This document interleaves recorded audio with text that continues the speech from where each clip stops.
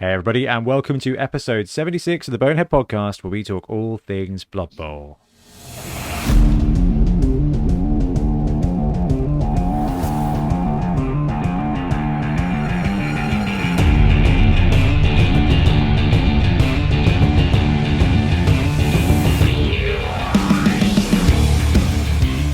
Welcome back. I'm Ben, and I'm not joined by Blood Tithe Ben today because he very wisely took a week's holiday to go away with friends and play games.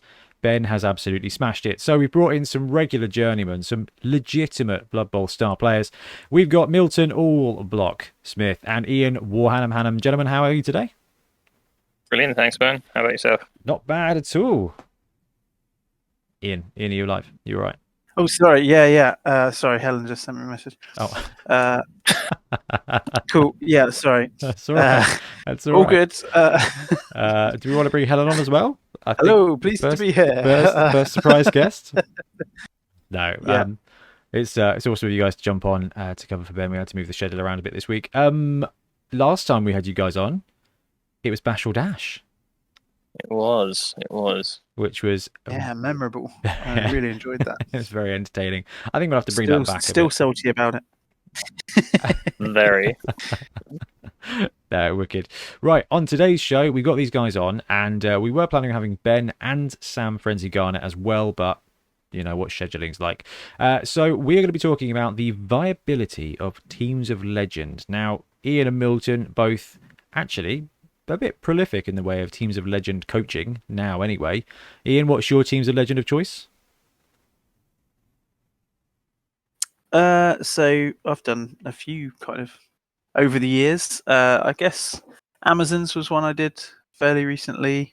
Yeah. And I guess I'm just trying to think really. Custom built an absolutely gorgeous Amazon team out of Escher guys from Necromunda. Yeah.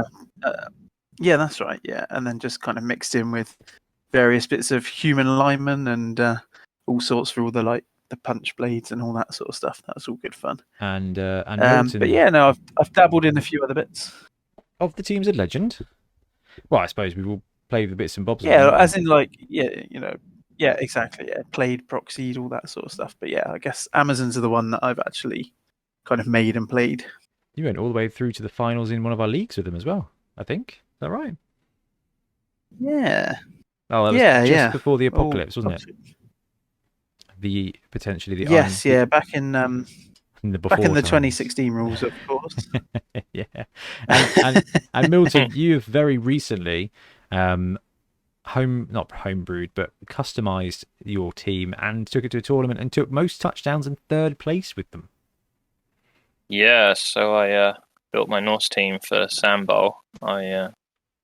I like the amount of block they have. I don't think that comes as a surprise to anyone. But I was actually really shocked about how well I did with them. Some great games, and a cracking team. I love that you took most touchdowns with that team. I was not expecting it. At all. Anyway, so we've dragged these guys on there to talk about Teams of Legend and their viability in this format. All right, they're still great teams, but buying them might be risky. And the second thing we're going to talk about is just in general competitive gaming thoughts. So what's great about competitive gaming? Why do people do it? How does it work in other systems? And really just to talk about the fact that at the moment, a lot of the buzz for Blood Bowl has gone boom into League. Now it's gone into tournaments, which are bringing out some kind of meta shifts in everything and why you should be excited about it or why you should stay away from it. So we're just going to have a bit of a roundtable chat about that. In the background, I'm going to be building some toys. So I'll try to pay attention as much as possible. Anyway, we do have a couple of bits of Blood Bowl news, so we are going to disappear and come right back.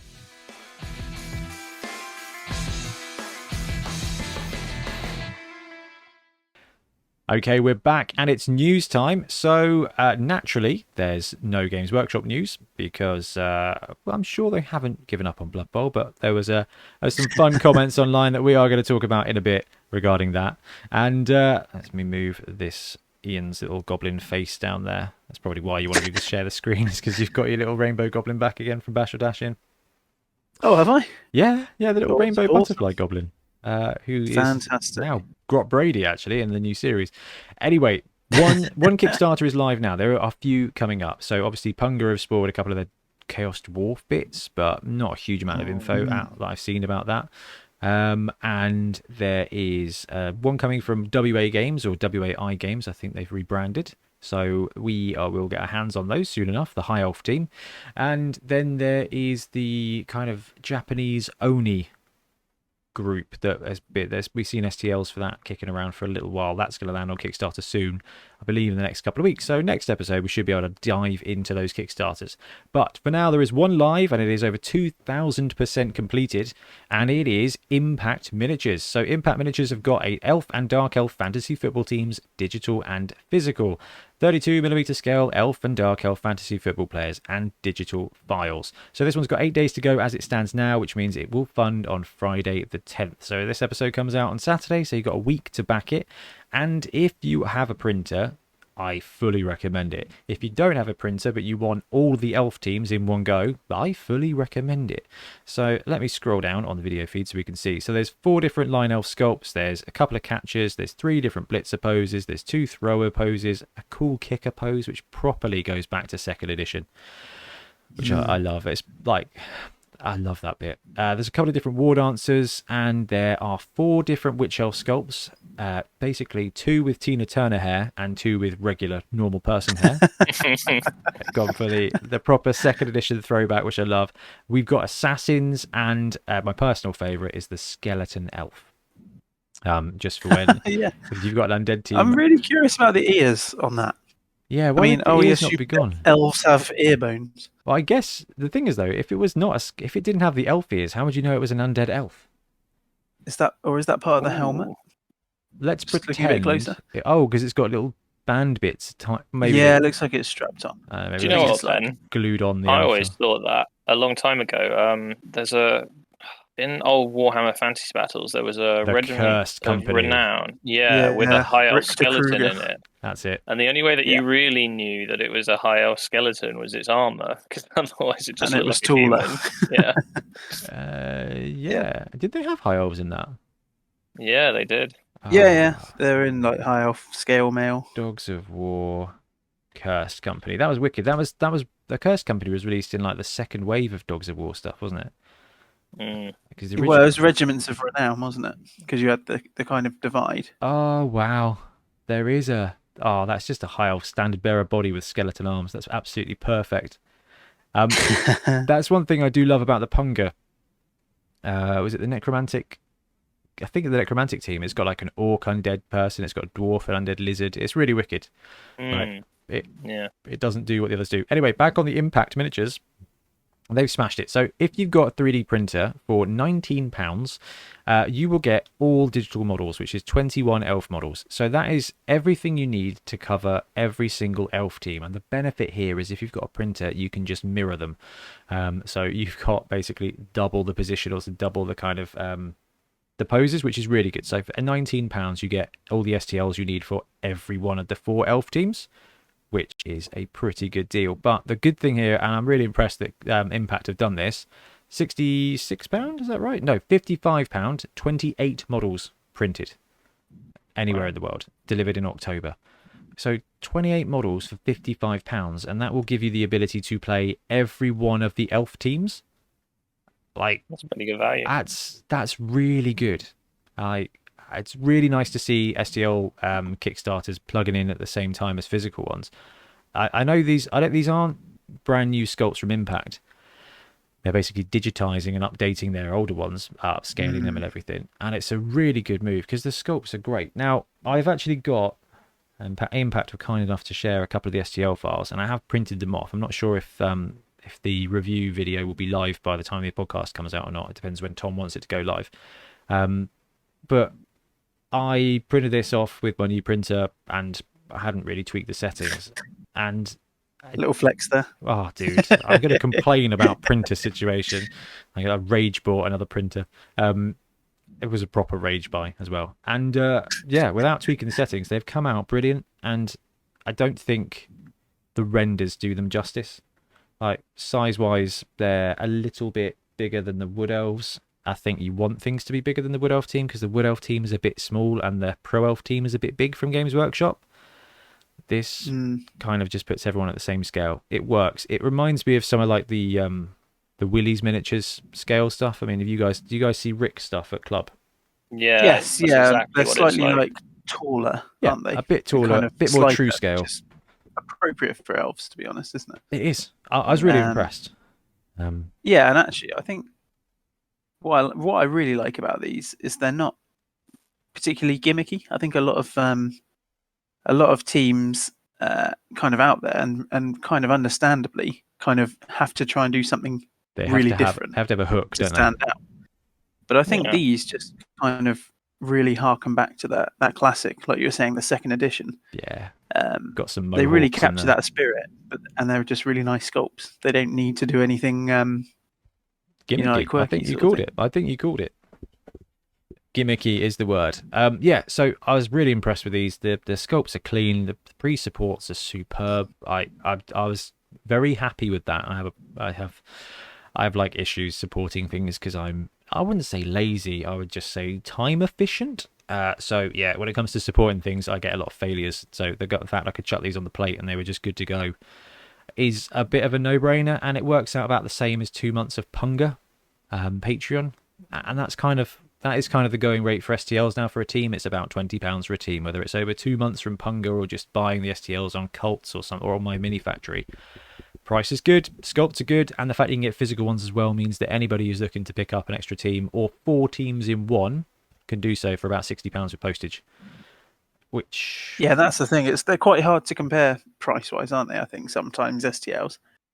yeah, Because when you're looking at, say, like Games Workshop's offering, but yeah, you do have to remember with these, like, you're not just getting a complete team, you're getting loads.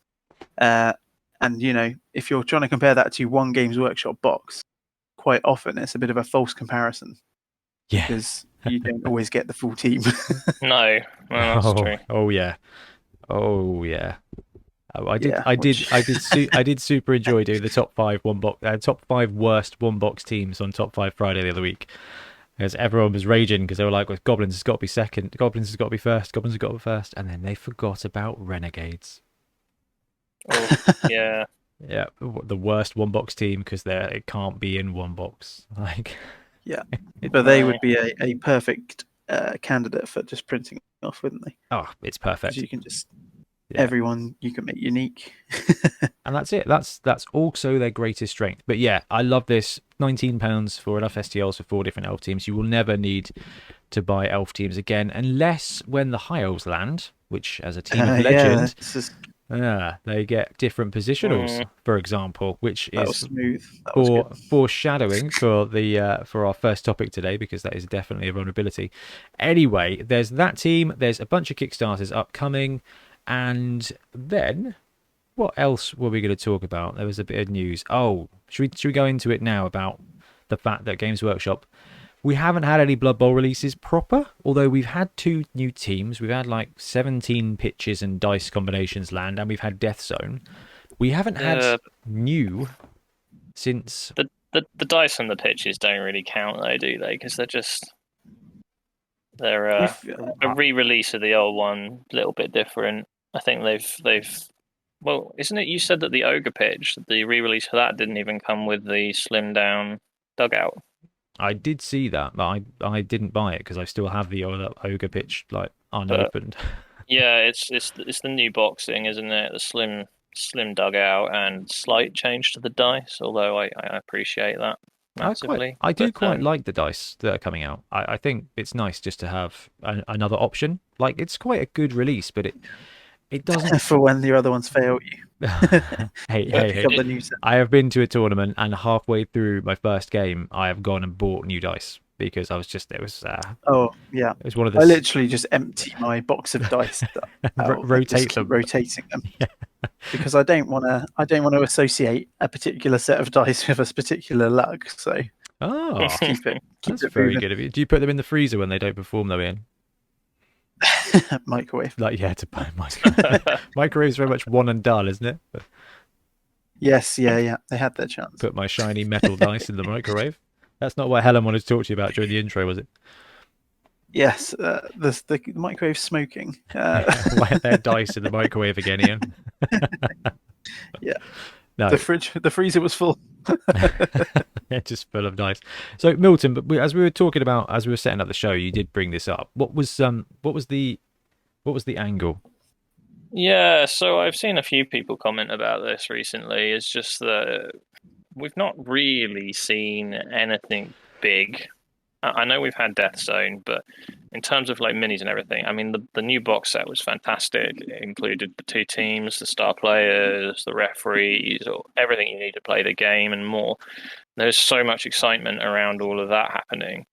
But, that was back in November last year. We've now just hit September. It's been a fair while. And okay, yes, you're right. We've had the dice, we've had Death Zone, we've had Forge Worlds. To be fair, we've had some Forge World star players come in dribs and drabs, and none of them were Rumbelow. Yeah. No, I know. Oh, where is Rumbelow? Still waiting for him. GreboGames.com, I believe is where you need to get Rumbelow from. It's a great model. do. He's got a baguette. It's very good. It's very fun. Oh well, that's very it's funny. halfling. It's funny, Milton. Like it's been over a year since we went through that whole spate of spoilers and everything. Like it's so good to look back at now, to be like, this time last year we were in the absolute throes of like, what's going on, what's the meta going to be, what the team's going to be. I think it was around about now that we thought dwarves were going to get fixed, and it was all very exciting, and the spoilers were landing, and the community was being torn in half because the cheese got moved. And then there was the fact that there was like, is it, should we be looking at the cheese before it's been sold? It was all very dramatic and exciting, but it was proper exciting. But it was, yeah. Then the box set landed, then Necro landed basically the same time, and then we've had three star player miniatures, and Frankenstein. Yeah, we had Frank, Skrull, and Gretchen. Yep. We've seen a few others though, haven't we? We've seen Max and So we've seen Scylla and Max. Yeah. So is this then? Do you think this is because now the big games for Games Workshop, AOS and 40k, they've had proper delays, haven't they? So yes, massively. Well, it's not massively surprising that Blood Bowl's had some delays as well, if that's what it is. The problem is they're not saying that's what it is. Well, I've got 2 schools of thought on this. I think like the more positive angle perhaps is that not everyone's had much of a chance to play. Hey, that is definitely. I know I've not played like an awful lot of the 2020 version. I've done a couple of tournaments. We've had a couple of games and stuff here and there, but it's not like a regular, consistent club night, and I've not had those opportunities. And I think there's an awful lot of people in the same boat, and it's not just obviously us in the UK. It's a global impact, isn't it? So part of me wonders whether it's just a case of, well, till people have the time to sort of go out, play it, absorb the new rule set, and kind of do that, they've not got any rush to release new teams and stuff.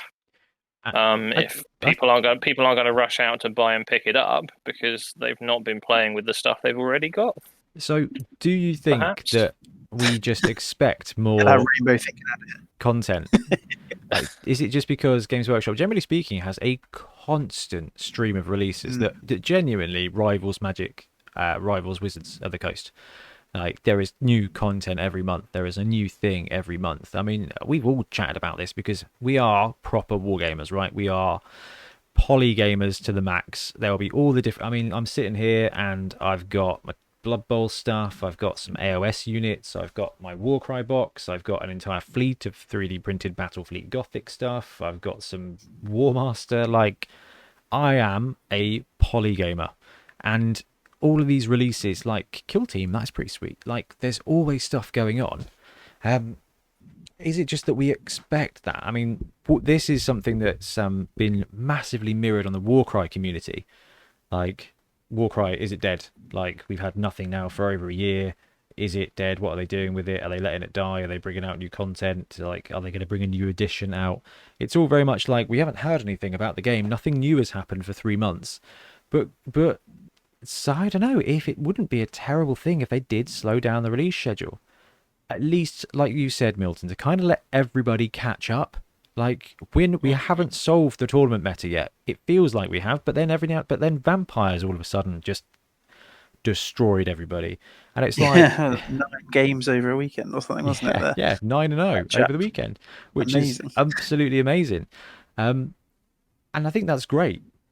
And I don't know if we, I don't know if we, and hear me out with this one is, and we're going to talk about this when it comes to competitive gaming. Actually, is there an element of a desire of new content to land, like a new team, so that the meta doesn't get solved, so that you don't feel quite so far behind? Mm, I think for me, it's probably more of just a kind of a business thing, really. I think, unfortunately, Blood Bowl is relatively smaller compared to the bigger games, and particularly 40k is the kind of Goliath in the mix. And I think if you have got a backlog and they're trying to kind of work through it, they've just prioritized 40k basically. Because I think even AOS has been pushed back quite a bit with the Stormcast Yeah. and the Oryx book and models. So yeah, I think they're just kind of trying to kind of think about what's going to sell the most, get that out first, kind of thing. And then we'll just get piecemeal bits of other systems.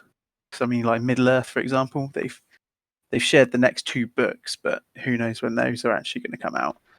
So, they are trying to communicate what's coming up, but I don't think they're really giving much away in terms of the time frame we can expect that. no, you're right. And from like a business perspective, like the box games have a smaller amount of content. A Blood Bowl team is a Blood Bowl team. It's X cost, you're done, move on. Whereas there's more like general revenue for the larger wargaming streams where you buy more and more units to complete your army out. I can fully accept that's incredibly frustrating. If Blood Bowl is your game and that's your main game, actually, you don't really care about anything else. All you're seeing is your game is getting really, really slow to none support. And it does terrify people because this is obviously what all this has happened before and will happen again. And sweet Battlestar reference, but yeah. But it is a genuine fear. But the good thing is they are showing us that there is a future. Like Ian said, we've seen star player model previews. We know there's stuff coming, and we've seen art for players that we don't even know when they're going to land. So there is still a future there, which is awesome. Whereas something like Warcry, there is no future. The one that I haven't shown the next step. Yeah, I am absolutely baffled why there's not some kind of roadmap for Blood Bowl. Underworlds, they put this roadmap out. Kill Team. Necromunda and Kill Team have all got roadmaps. Like, this is what we're going to be doing in these months, like in this 3-month period. Blood Bowl just seems to be a bit rogue in that regard, and I've always wondered if that's because of the third party. Like, there is a chunk of third party like represented in Blood Bowl, way more than any of the other games. I don't think we needed the roadmap when we were getting spikes every sort of quarter. Oh yeah, that's incredibly true. I missed the spikes because it didn't matter. Like, for me, I mean, we've got a new rule set, right? And we've had the Necro spike, and we had and that included a few extra star players that weren't in the main rulebook. Spike 11 was the best spike ever. Yeah, and we already have like a whole bunch of box teams. They've redone the packaging and stuff for them. So they're not new to us, and there's no reason. And we didn't have spikes for them previously. For example, we didn't have a goblin spike. Yeah, but I think is that with 2016, it was essentially, although all the teams weren't out, it was a complete edition because all the star players had rules. And I think the problem with the 2020 edition that we've got is that it feels like it's still missing loads of content for lots of teams. Whereas 2016, it was pretty much all out there. So it was kind of the excitement of what new teams, what models we're actually going to get. because the rules didn't hugely change. It was very for the- much for the like, newer teams what's that were next? released. What's next? Yes. Like, So you could be what are we going to excited get? more than frustrated, I think, Now it's Well, like, because you could still play the full edition. when are we going to get Rumble? You've hit- When are we going to get a Croc? Yeah. Exactly. You know, And it's We've like, hit the nail on our the head there, Goblin's going haven't to get we? any stars. Because I don't it might not even necessarily be teams that I'm particularly looking for. I think I voiced there, I was like, I'm looking for the spike, but I'm looking for the spike because I'm looking for rules, because I'm looking for the star players that are missing, for the other bits and pieces that we know have been around in the game forever but don't exist in this new edition. And we've had these teasers of Scylla and Max, so we know that they're coming because it's there right in front of us, but we just haven't quite got it yet. Yeah, but that's what I mean. I don't think anyone would massively mind the release speed if they could play with a complete team with complete stars. I've at got the to moment. say though, as far as the Games Workshop games go, like let's I tell you what, let's take the Teams of Legend out of the situation right now. It's got to be 95% available. Like when it comes to the stars, we're missing Bryce, Rumbelow. Is that it? I was in No, minis. That's in the terms of table. what they've put into 2020. But there's still a load of teams that have basically had all their stars stripped out. Oh, I see what you mean. Yeah. Which Amusingly, that was the case of 2016. It's just that everyone just binned it off and carried on using the CRP stars. Yes, because the that's rules fair hadn't enough. changed. But where the rules Yeah. have changed, like the stars last edition were wildly unbalanced. Like every team Yeah, was just because like, here's 4 new stars that you've never heard of with new rules, no models, and then they got to lizards and was like, nah. No, we're done now. We're done now. You're not getting any new stars. That's it. You get 1. They had they had Anki Panky, but he was kind of a stand-in for Slibley, wasn't he? Exactly. And But all of that's yeah. gone. You are quite right. Like that's what I mean. it does feel like it's the unfinished edition right now, isn't it? Yeah, and I think that's the big frustration. Really, is there is such an imbalance. With, and weird as well, because we got Death Zone with a whole bunch of rules from the previous spikes, like giants and balls and all of those great things, which are great additions to the game, but don't moderate the core of it. But I think that just goes to show where Games Workshop are with all of their game systems, although they are changing a little bit when it comes to competitive, but they have always provided a game system as a sandbox rather than as a bunch of quests. And that's just how GW have always done things. And that's why Blood Bowl is so bloomin' good. It's because humanity enjoys and thrives being feudal. Our league does something different than somebody else's league. No 2 tournaments in existence are the same because someone has decided that Tier 1 deserves 37 SPP and Tier 2.5 deserves 43 SPP to spend. And everybody's event is different and everybody's league is different. And I think there's a huge element to that. The Games Workshop just gets/doesn't care that stuff is unfinished because they expect people to just fill in the blanks themselves because they should be playing for the lols. But we lean towards competitive gaming, whether it is a league like AOS. Ian, you've played loads of games of AOS. How many of them have been competitive to the point of the score mattered at the end of the game beyond winning and losing?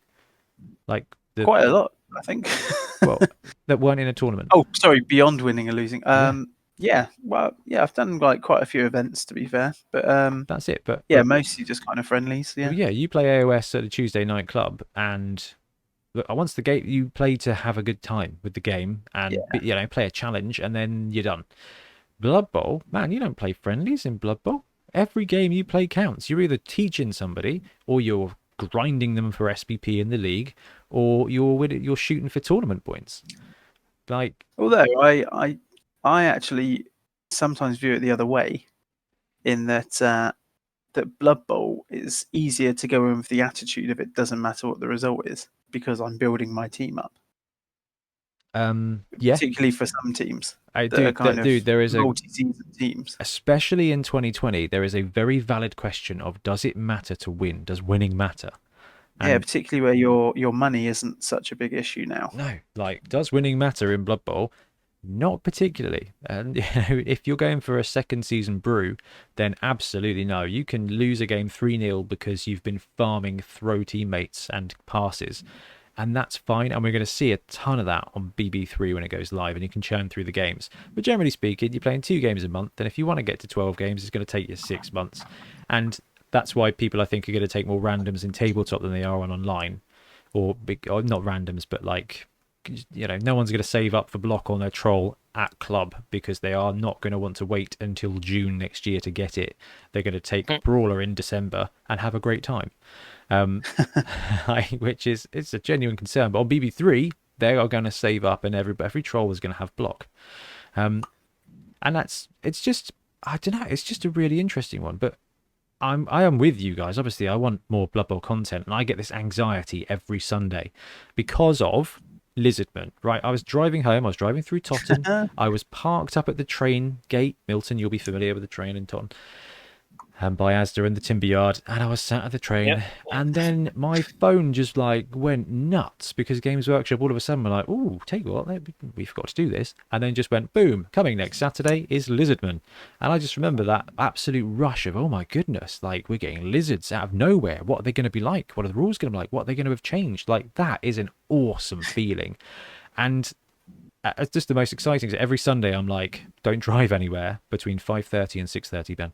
Just be at home. Just be at home in case something exciting happens. Which is not, because the next event is what, Adepticon? Oh, yeah, I haven't really kept up with that, to be honest. Is that when the next? Because then occasionally you get like they'll schedule a like a Saturday kind of announcement. Yeah. Just kind of on the Warhammer community sort of thing. So yeah, I've but again, I think this is because they're all out of sorts, isn't it? I mean, everyone is because of the pandemic, and I don't necessarily think we can predict it. No.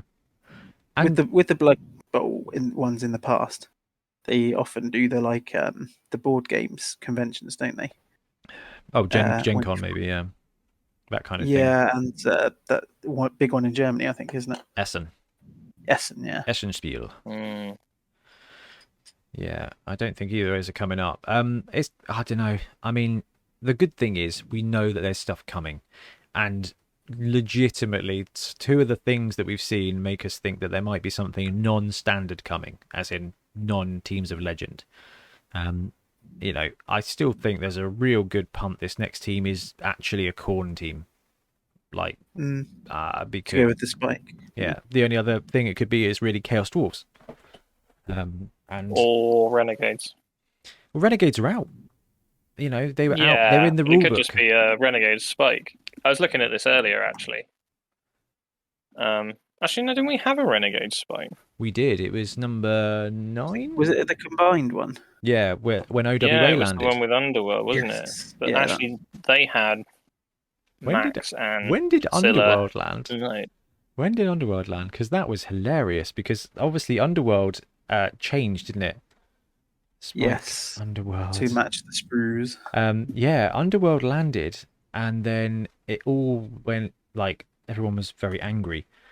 And then it turned out to actually be pretty good. Yeah, it turns. And then they transitioned again into this edition. It was Spike issue 9 actually, so it must have been OWA, then Snots, then Necro. Oh, that was hilarious. Saying this the other evening, like I started building my Underworld team back before that release, and then that release came out and they changed, and I was like, okay, I found some Snotlings, I'll add those to the thing, I'll get a Rat Ogre. And then 2020 dropped, and then they changed again, and I hadn't played them. So when I started them, they were 2 editions ago. Yeah, that is hilarious. I remember when that was our biggest problem. Was like, oh no, they've introduced a new player to the team. How are we going to manage this in the league? And then the world reset, and that was in June. No, that was in July of 2020.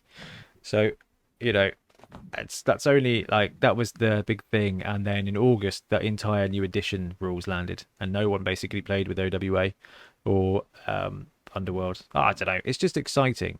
If the new, I'm with you, but the good thing is we've got clear indicators that there's more content coming, but it has been a slow year. But like Milton said, actually it's not like we've had a massive year to play stuff. Like, realistically, this year began in June. And let's be honest, none of us actually cleared our painting backlogs. So No, we had such good intentions. added to it. Yeah, turns out buying stuff is more fun than painting it. Hey, buying things and now printing things is its own hobby. Yeah, Acquiring things is a legitimate we're hobby. collectors. Yeah, we are. I'm not even kidding though. These Battlefleet Gothic ships, guys, they are just another level. Battlefleet. Can't wait for them to bring that back and terrify everybody by bringing it back at a slightly larger scale. Yeah. That's gonna be absolutely corking. Right, groovy. You know what? This conversation is basically going to carry on, but we are going to take a quick jolt in a second, talk about hobby. But before we do, I just want to say a massive thank you to everybody who supports the show in any way, which includes all of you who support us on Patreon. So just want to say a big thank you to our new patrons this week. Thorsten, Jean-Philippe, oh my goodness, I'm so sorry. This is probably going to get you to quit the Patreon. Theriault, sorry about that one. Jack Hendy, Bill from work, nice. PJ Mizzle. Oh, Jack Hendy, I know that guy. Oh, he's just started coming to Wobble.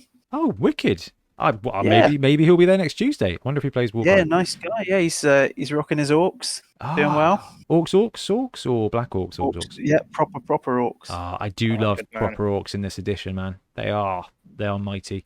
PJ Mizzle, Anthony Castellaneta, Brian Relcore, Sean Trolls, Ho Larson, and Rocky Cat. Thank you all very much for joining the party. Bonehead Championship is underway, really. We've got the first round preview live now, so get your match predictions in, because the first game goes live for patrons on Saturday morning and everybody else Sunday morning, and it is going to be every Monday match preview, every weekend new game for Blood Bowl. So I'm proper excited. We've got plenty of episodes in the can, and our first match is actually the one I played against Ian, Snotlings versus Black Orcs, and it is a brilliant game. I've enjoyed looking at the predictions. Oh, there's hundreds of predictions. Really. It is definitely taking up my actual work time, sorting those predictions out. And there's a few people that have got it bang on. Like, there's a couple of comments, and the comment is exactly right. And I'm like, which? Oh, there was what? Yeah. Yeah, I'm like, there was one comment in particular I saw that really struck me. It was one chap mentioned that he's like, I need to know who the coach is in order to make the prediction. Excellent point. It's an excellent point. And because of that, with the match preview moving forward, there will be a coach bio, as it's a really good point. And I was like, everybody knows Ian, like, which actually, and on the Patreon, someone did say that. They were like, hey, we'd love to know more about the coach you're playing against, because that really affects things. I was like, that's a great shout. And then one of the replies was like, but it's Ian, like, you've seen Ian play. Like, just go watch 7 Super Series. It was quite cool to see. And good, very good match. Great season opener. And the fact we've got hundreds of predictions is just so exciting. I love it. Anyway, let's have a chat about hobby.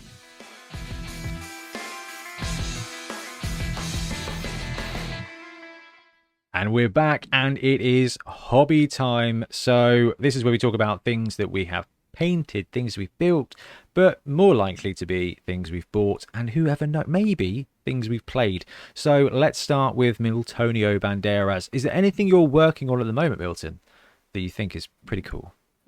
I've built my Bombardier for Bonvember. Ah, wicked.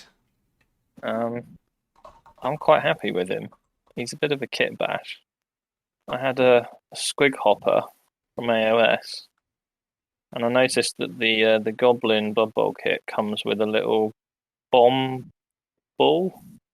Yeah. So I've got him sort of carrying it like he's hopping by and just dropping the bomb. Brilliant. That's brilliant. I thought he would be quite a cool agent for what was it? Parliament. Parliament, yeah. Parliament. So, are you giving away the kind of team you're playing at Bonvember, Milton? No, that's what I had in my bits box. That's wicked. What else? Bought things. I had enormous success with Griff at Sandbowl. and so I bought 2 more Griffs. Is it so every team, you get a Griff, you get a Griff? Well, I saw a bit of a Everybody gets steal a on the Griff. old eBay, and I was like, I fancy some more Griffs because I'd like to paint. He's a fantastic model, and I'd just like to do a better paint job. And I could get 2 for the price of 1. So now I'm going to have 3. So Is that? Yeah. So you bought the same Griff model? Yeah. Oh, I wasn't sure if you were doing what Steve Cross does and just collect every edition of Zug. Zugs. He's got an entire amazing. Zug team. I love that collection. It's so fun. It's awesome, isn't it? That could be you, Milton. Think big. But I also bought a box of humans for what I really wanted was the arm off a thrower. And of course, I just bought the whole box. Of course, yeah. It's not that expensive. Like, I know that sounds really Actually, bad. They're really useful to have, actually. Yeah, a box of Well, humans. this was the Parts thing. are so usable. So yeah, I was like, well, I'll either keep it as spares, but then I've tossed around a few ideas with it, either going sort of the OWA route or the Renegades route. Yeah, because I've got- Pact and your Underworld team have got a bit of crossover, haven't they? Well, I've got an Orc lineman in my box. I've got a Dark Elf lineman in my box, left over from thing. I'm sure I could probably spare a Goblin. I've got a Rockgut Troggoth left over, and I've got an Ogre. Yeah, I'm not far off. So maybe that's where I'll go with it. Nah, that's absolutely wicked. I do love Griff, and I love the ability to chuck him on a lot of different teams, and having those human spare parts is just infinitely useful. Did you use the eagle on your first model? I did, yeah. You did. Oh, And in my first game at Sandbowl, literally the first turn and the first time of me moving him, I snapped it off. Oh no! I was going to say, depending on your plans for the next ones, you could have 3 counters there. Have the Yeah, eagle I'm not as going to your, put them on again. I did not use the eagle on mine, so I have an eagle to donate if you want, Milton. collect some eagles. That'd be cool. The warped but yeah, eagles, no, your next team. Do you know? I don't dislike the eagle. It's just such a spindly connection. It's just not. Yeah. It's not okay, is it? I think if the helmet was better designed, we'd all hate the eagle. But because the helmet is just so bad, everyone's like, "Yeah, the eagle's not that bad. Like, don't even worry about it. Yeah, Go build a pump wagon." Yeah, I followed the instructions, and the instructions on that one were not right. Yeah, the instructions are what makes the helmet bad. It's Yeah. not itself that bad. I filmed the video of it, so I was building it while filming it, and it went horribly wrong. It went horribly wrong because you know. Well, that's also partially the other reason I wanted to buy another one. Because So his neck is a bit gluey. It's like hazing. It's like Games Workshop just hazing Blood Bowl players. Like, oh, you want to play Blood Bowl? Yeah. You got to work for it. Yeah. That's the other bit of hobby I did. I did do a little bit of painting. I painted one of my goblins for my Underworld team. I was trying to do a bit of green skin, and I followed Mr. Hannon's recipe for it, and it came out rather nice. I want to talk to Ian about green skin in a minute. Good, I'm painting them at the moment. I was going to say, I feel like that's going to be a pretty good transition. So, Ian, what are you hobbying at the moment? So, right actually this minute, I'm painting some Warhammer 40k Beast Snagger boys. Orcs. Really good. Yeah, I love orcs. Yeah, I've been having a bit of a 40k resurgence, but kind of doing it in a bit more of a narrative way. So, with the Hampshire Hammerers, we've been doing like a crusade campaign and slowly building up, which has been really fun. So, I've been doing everyone's favourite, the Ultramarines. So, I've been painting quite a bit of them recently. And now I'm kind of just enjoying the orcs. Ultramarines, the hack phlegm of the Warhammer 40,000 universe.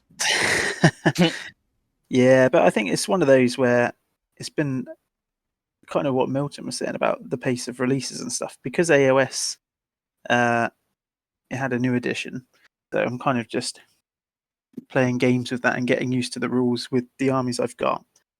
And Blood Bowl is obviously, releases are quite slow out of Games Workshop at the moment. It's been nice to so we've heard.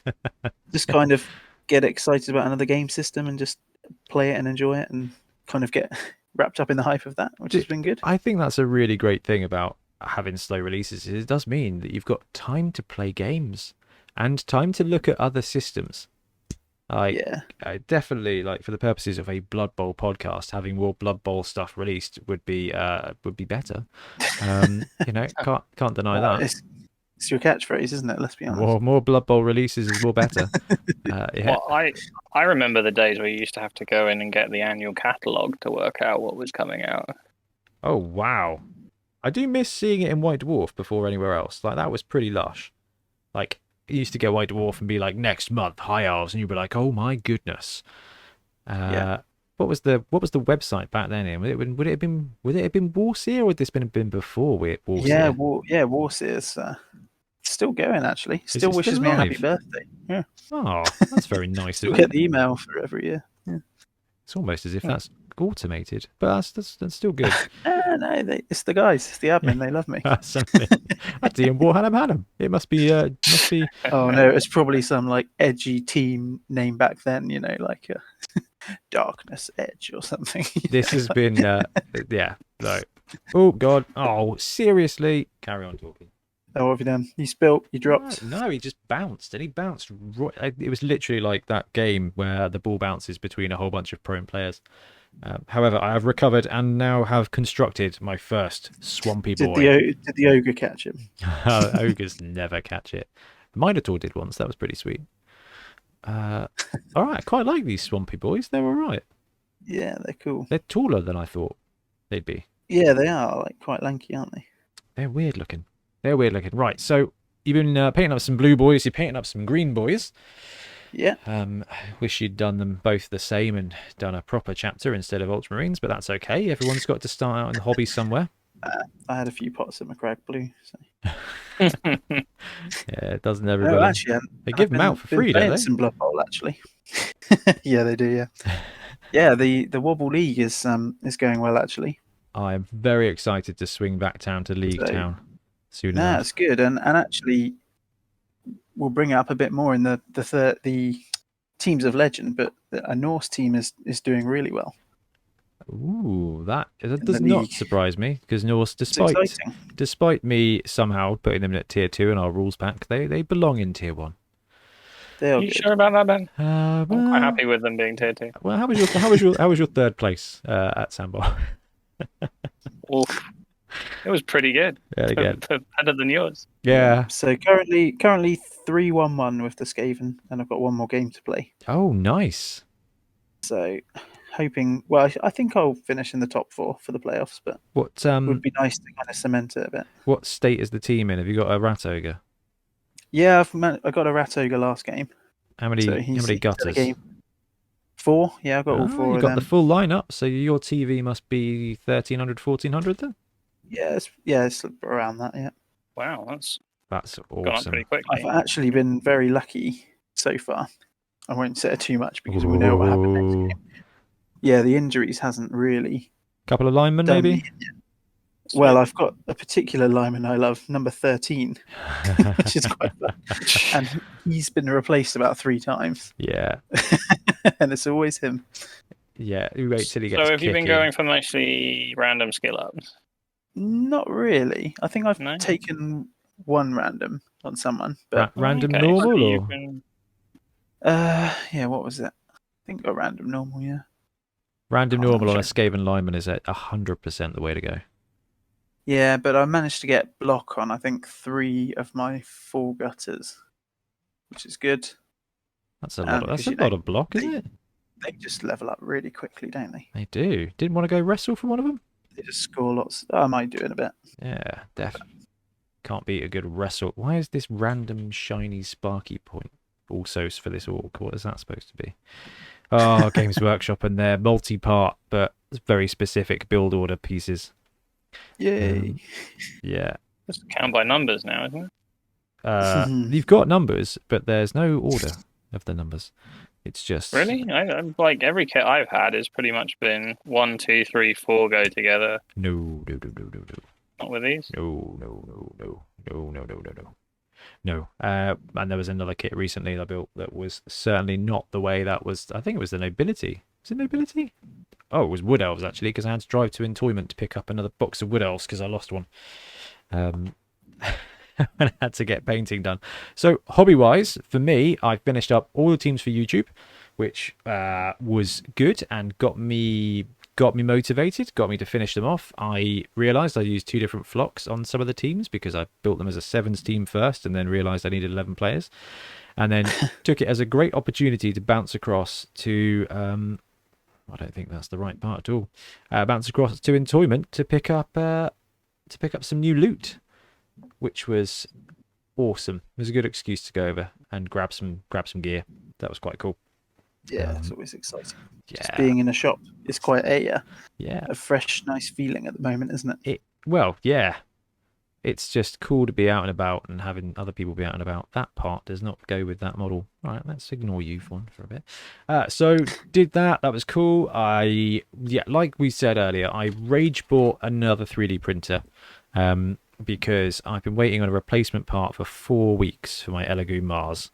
And it's the power pack, and I'm 100% sure that it is not going to fix the unit. And I've been waiting patiently, and then got the STL files for the Impact Kickstarter. Needed to print it off, so I got really angry and bought an Elegoo Mars Pro 2, or Mars 2 Pro. And it turned up, and I plugged it in, and I printed some stuff off, and it is wonderful. It is an absolute beast. Like, it fits. So what's the advantage over the one? Apart from, it's shiny. It's so much faster in, and the plate is so much bigger. So the okay, I did wonder about the plate. Yeah, Elegoo 1, I can fit 5 Chaos Cruisers vertically on it, and it would take 16 hours to print, which is fine, right? That's fine. Like, put it in one night. By the time I get home from work the next day, I have 5 ships. Like, this is wicked. 4 hours 52 for 8 on the Mars 2 Pro. Wow. 5 hours for 8 cruisers.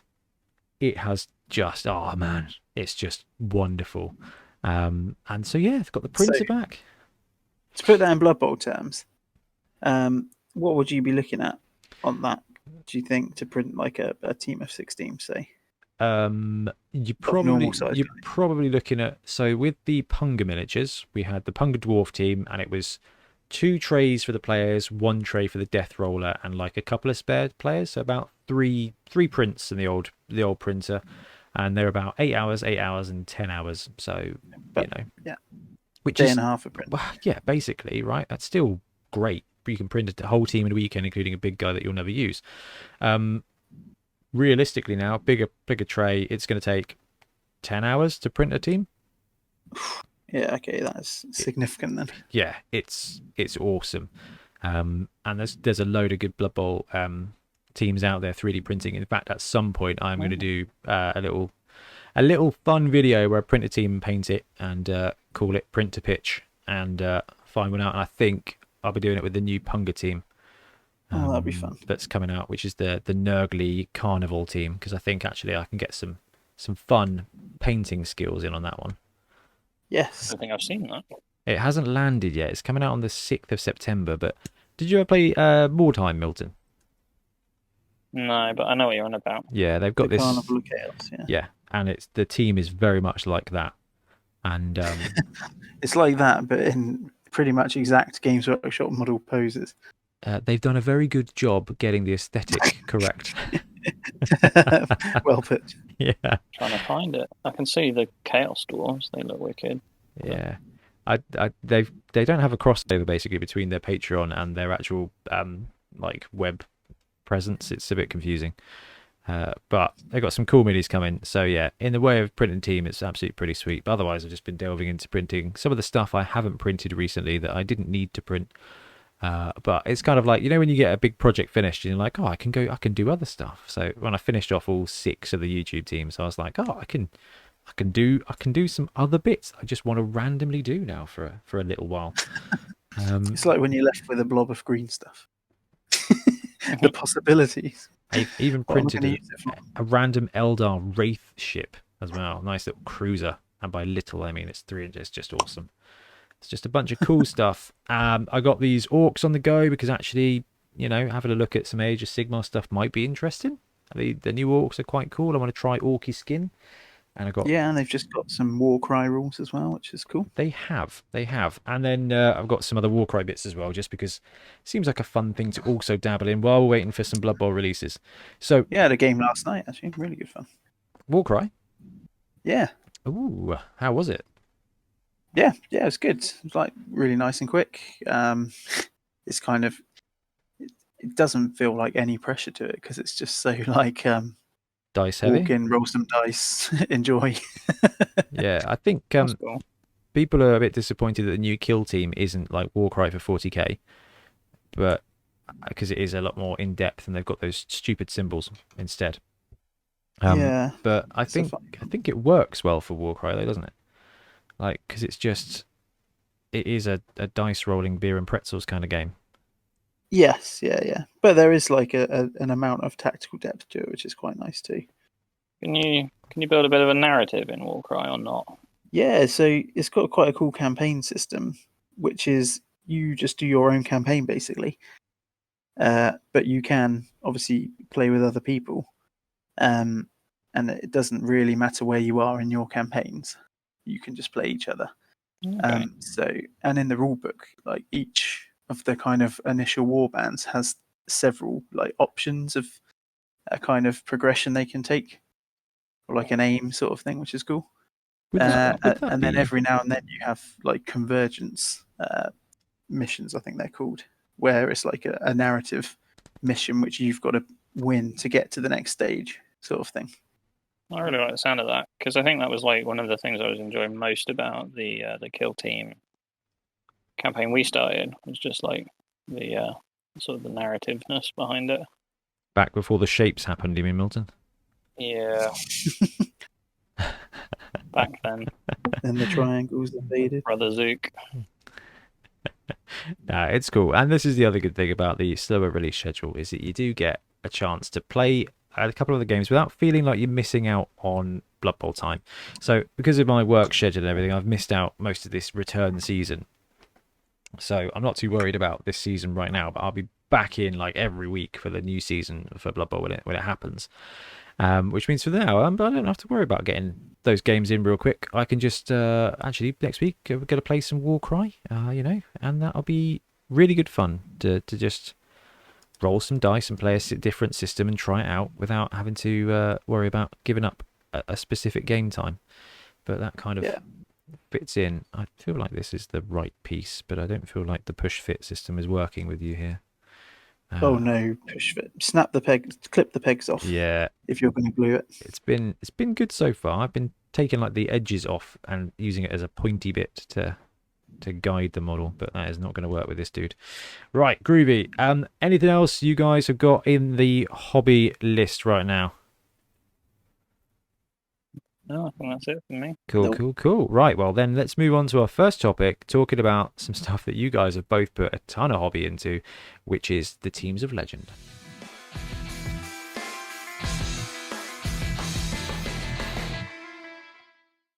Okay, and we're back, and we are going to talk about the Teams of Legend.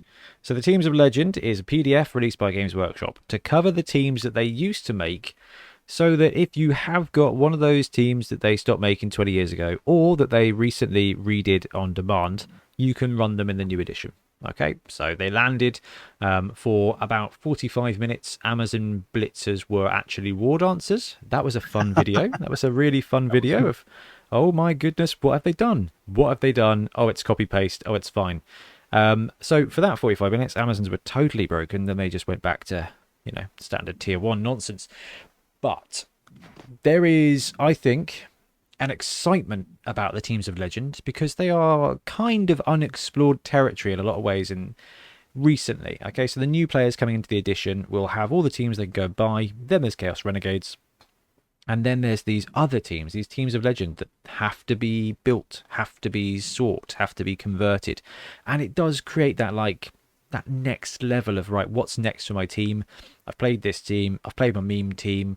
Now I can go be kind of, not hipster, but, I can go and do something extra, something next level, something veteran in the way of finding and building my own Teams of Legend PDF.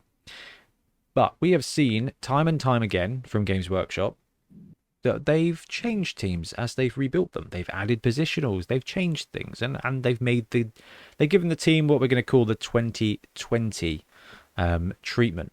So there is definitely that level of what is the team going to look like when Games Workshop reintroduces it? Lizardman, they added the chameleon. The halflings, they added their little dudes.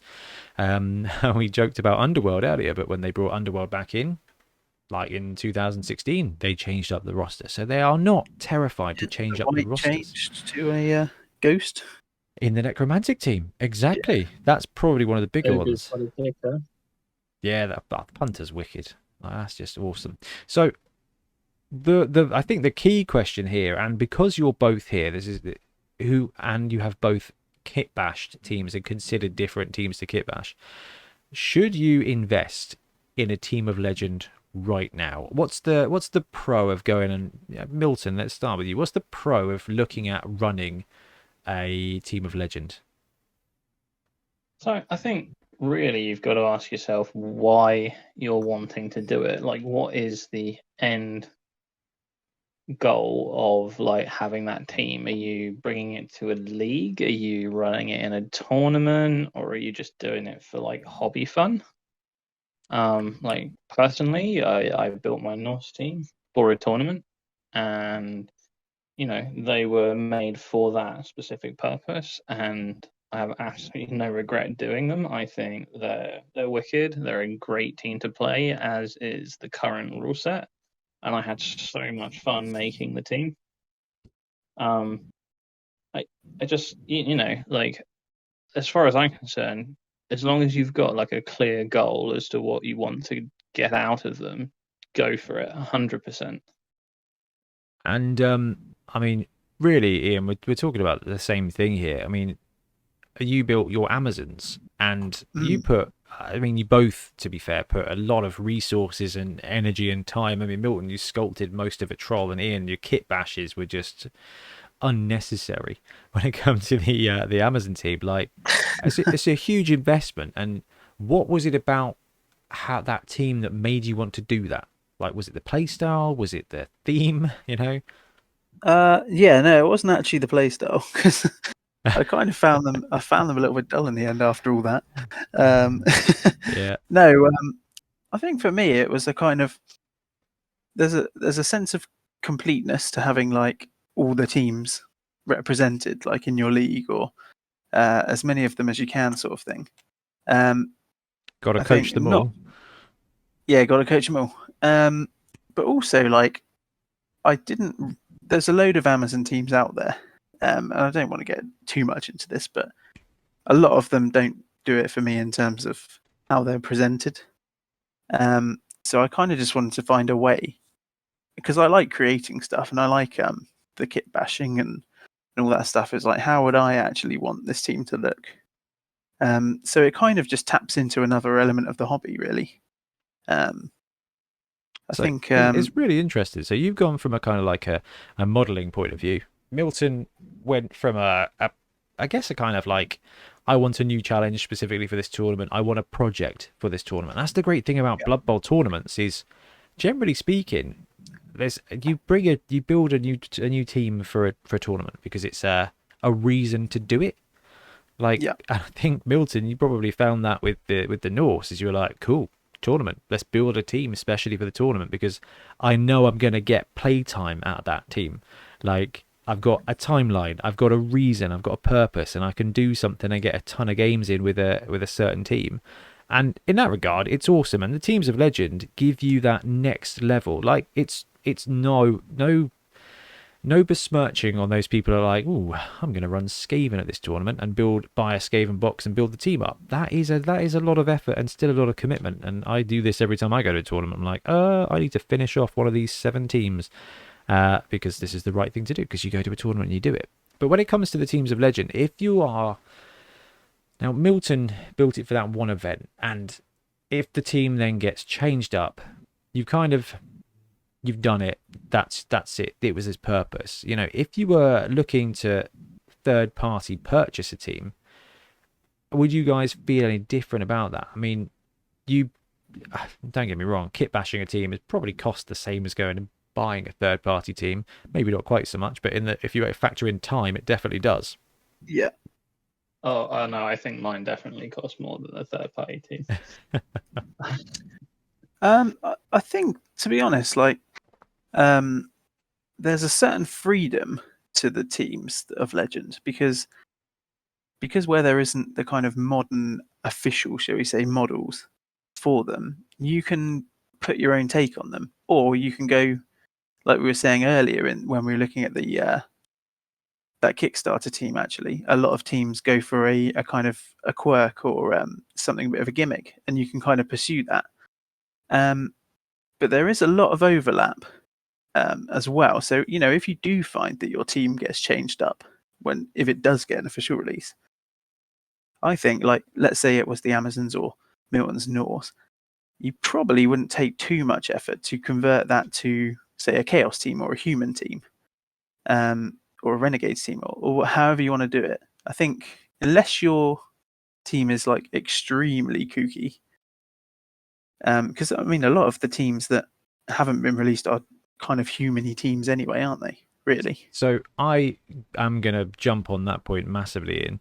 I have a Slan team from FNAF, and when I bought the Slan team, I made sure that I had 4 catchers, 2 throwers, 4 blitzers, so that I could use them for Pro Elves, Amazon, and Slan. Because you've got that variability. Those different positionals are evidently different enough. You could even run them as humans, with Yep. a Croxagore as an ogre.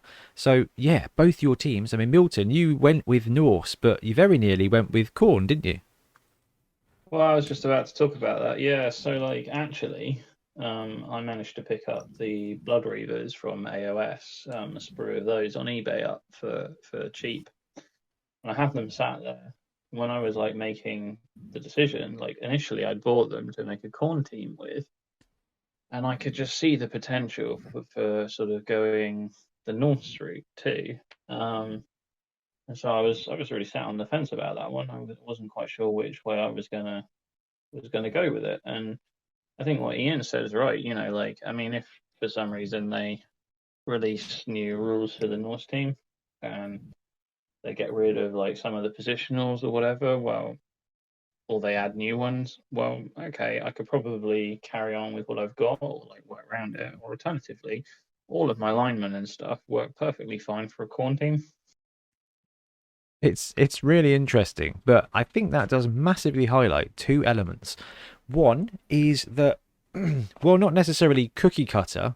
The teams of Legend, this is going to sound a little bit harsh because some of them do have a massive identity, but there's like 2 different groups, isn't there?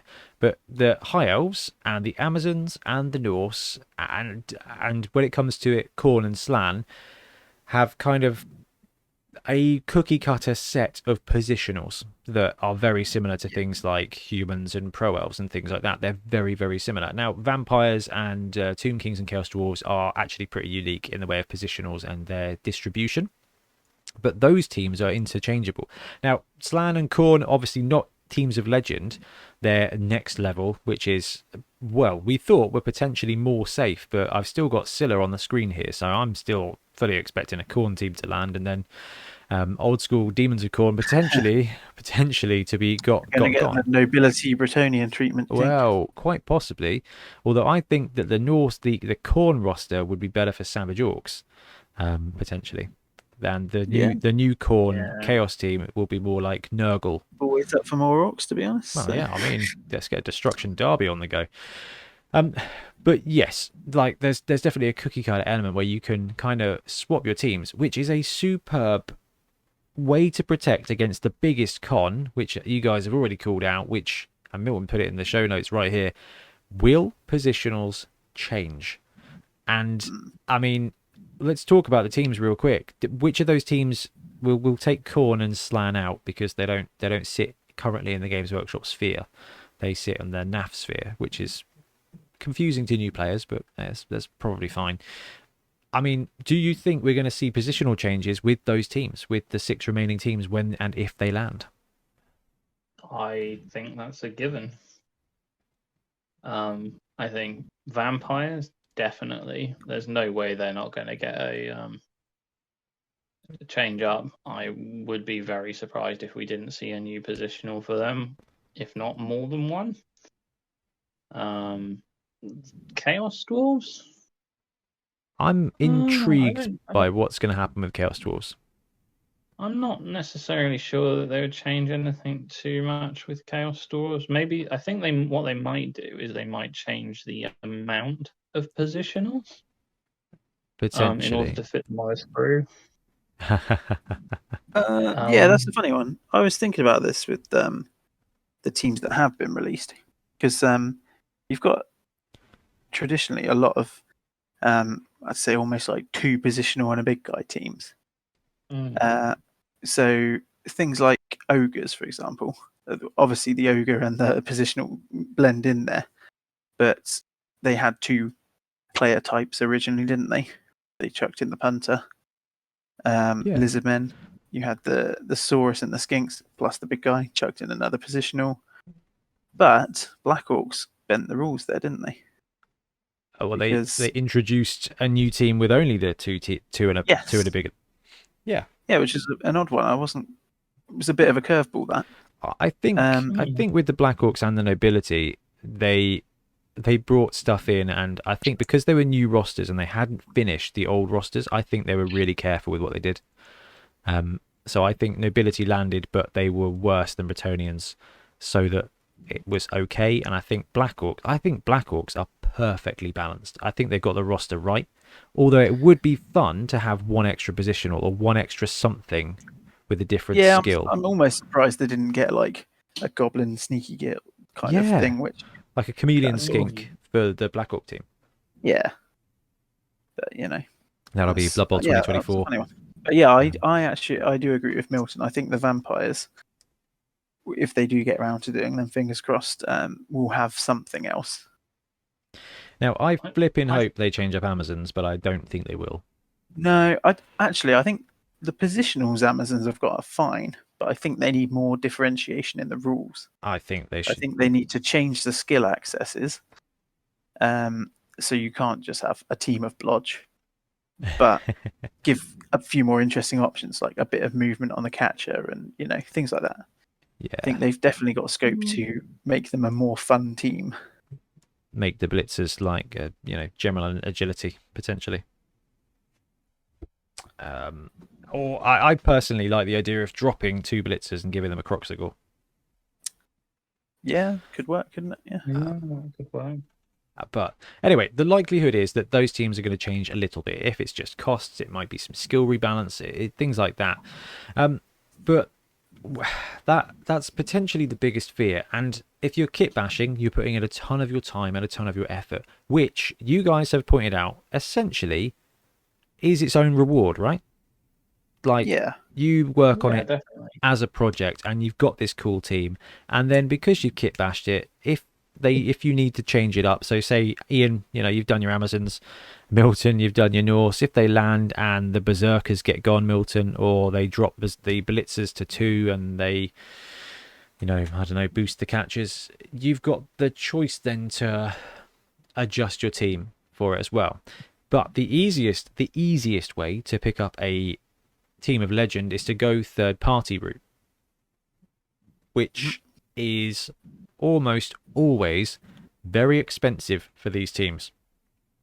I really like the Chaos Dwarf roster, but it is a very expensive roster, like to track down, to try and find positionals, whether you're making your own, because you need to get all the dwarves, you need to get the hobgoblins, you need to find the bull centaurs, you need to find bull centaurs that you like, and it's all actually pretty challenging. Now, this is why I love the fact that Punga are doing a Kickstarter, but that is a Kickstarter, so that is going to be £65 at the cheapest. So you're looking to invest in a third party team that's going to cost you 80 quid because you're going to go for all the stuff, right, and the postage, and it's going to be 70 to 80 quid for a third party team that you could pick up, and then it could be hurt, so it could be the positionals could change up, and that is a bit of a risk. I mean, how do you guys feel about that, and why didn't you not go third party instead of homebrewing your conversions?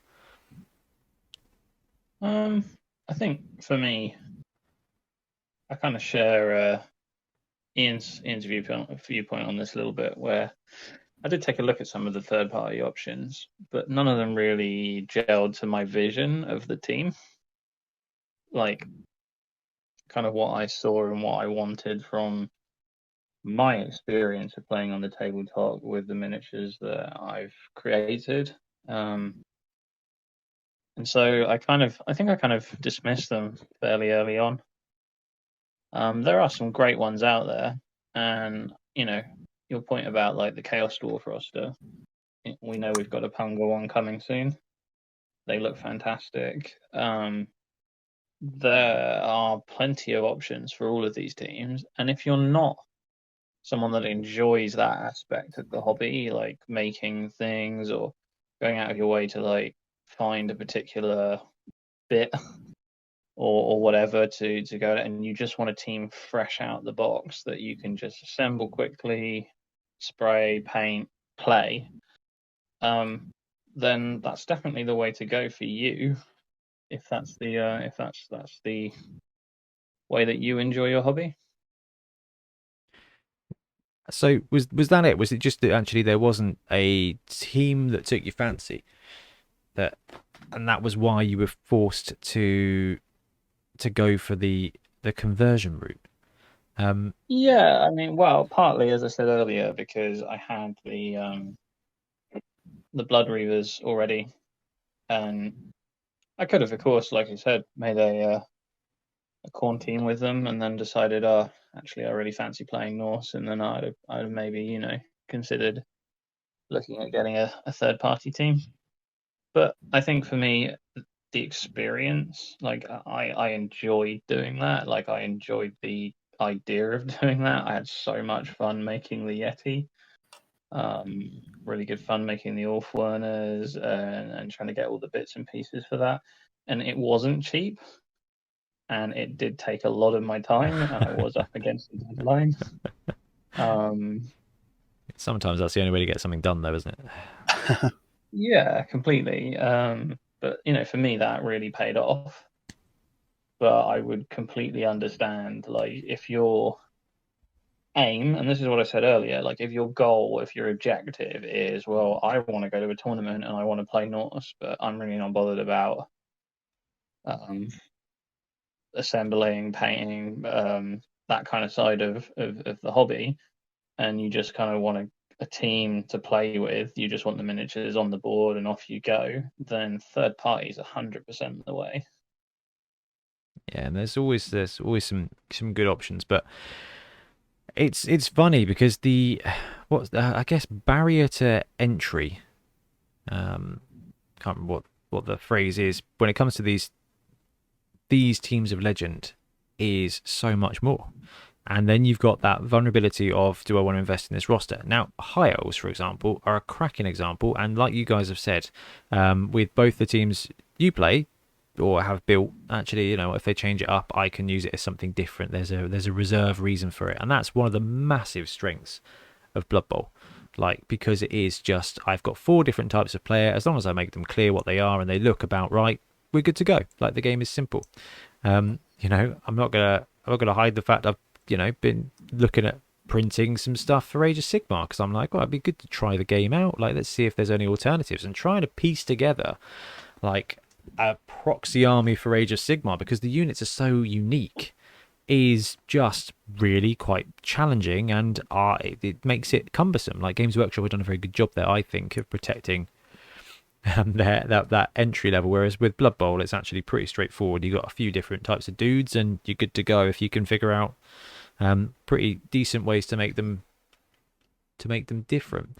So we talked about that. We talked about how long it takes to paint and make a team, because it can go quite a lot. We talked about what's the purpose of the team, why you're running it, tournament, league, or hobby. Sounds like hobby is a massive element to it, but if you've got like an angle, I want to go to this tournament because I think this is the best rule set, you can build it, you can buy it. Are you new to the game? Some of these teams are a little harder to play. What do we think about that? I don't know if they are, to be honest. I think probably there's the one really quirky one is the vampires, because they've got that proliferation of was it animal savagery, Yes, it is. Yeah, which makes them a challenge. But I think, like we said before, the others, to a degree, certainly the more kind of generic player type ones like High Elves and I guess Norse have got a few little quirky bits, but nothing mega. Amazon are just simple. I don't think they are really that much difficult to play. I think Vamps and Khemri definitely have their unique challenges. Khemri, Yeah, forgot about them. Forgive me, Rich. Khemri's a really good example of another level of challenge for a new player or for you looking for something else to challenge you in Blood Bowl. Picking up Khemri or, to be fair, Nurgle or Vampires, they're all really unique kind of playstyle challenges. Like you have to work against your team and you have to try and find a way to maximize your own weaknesses to kind of have it pay off. Yeah, amusingly, that's probably the actual linear factor there, isn't it? So actually just doing anything with the ball is very difficult, and that means you've got to play a different way. Milton, I love this bit here. Will they get squatted or replaced? So we've talked about the teams getting changed. What about them getting full on replaced?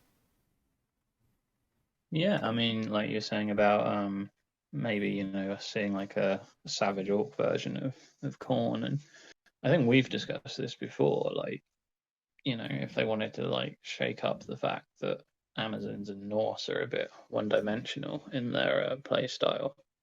I don't know whether it was Ian or yourself, someone mentioned before, what if they sort of like combined those teams? But Norse in with Amazons. Yeah, maybe sort of like blend those two teams together instead of like having two separate teams. You've got like a couple of positionals which are block heavy, a couple of positionals that are dodge heavy.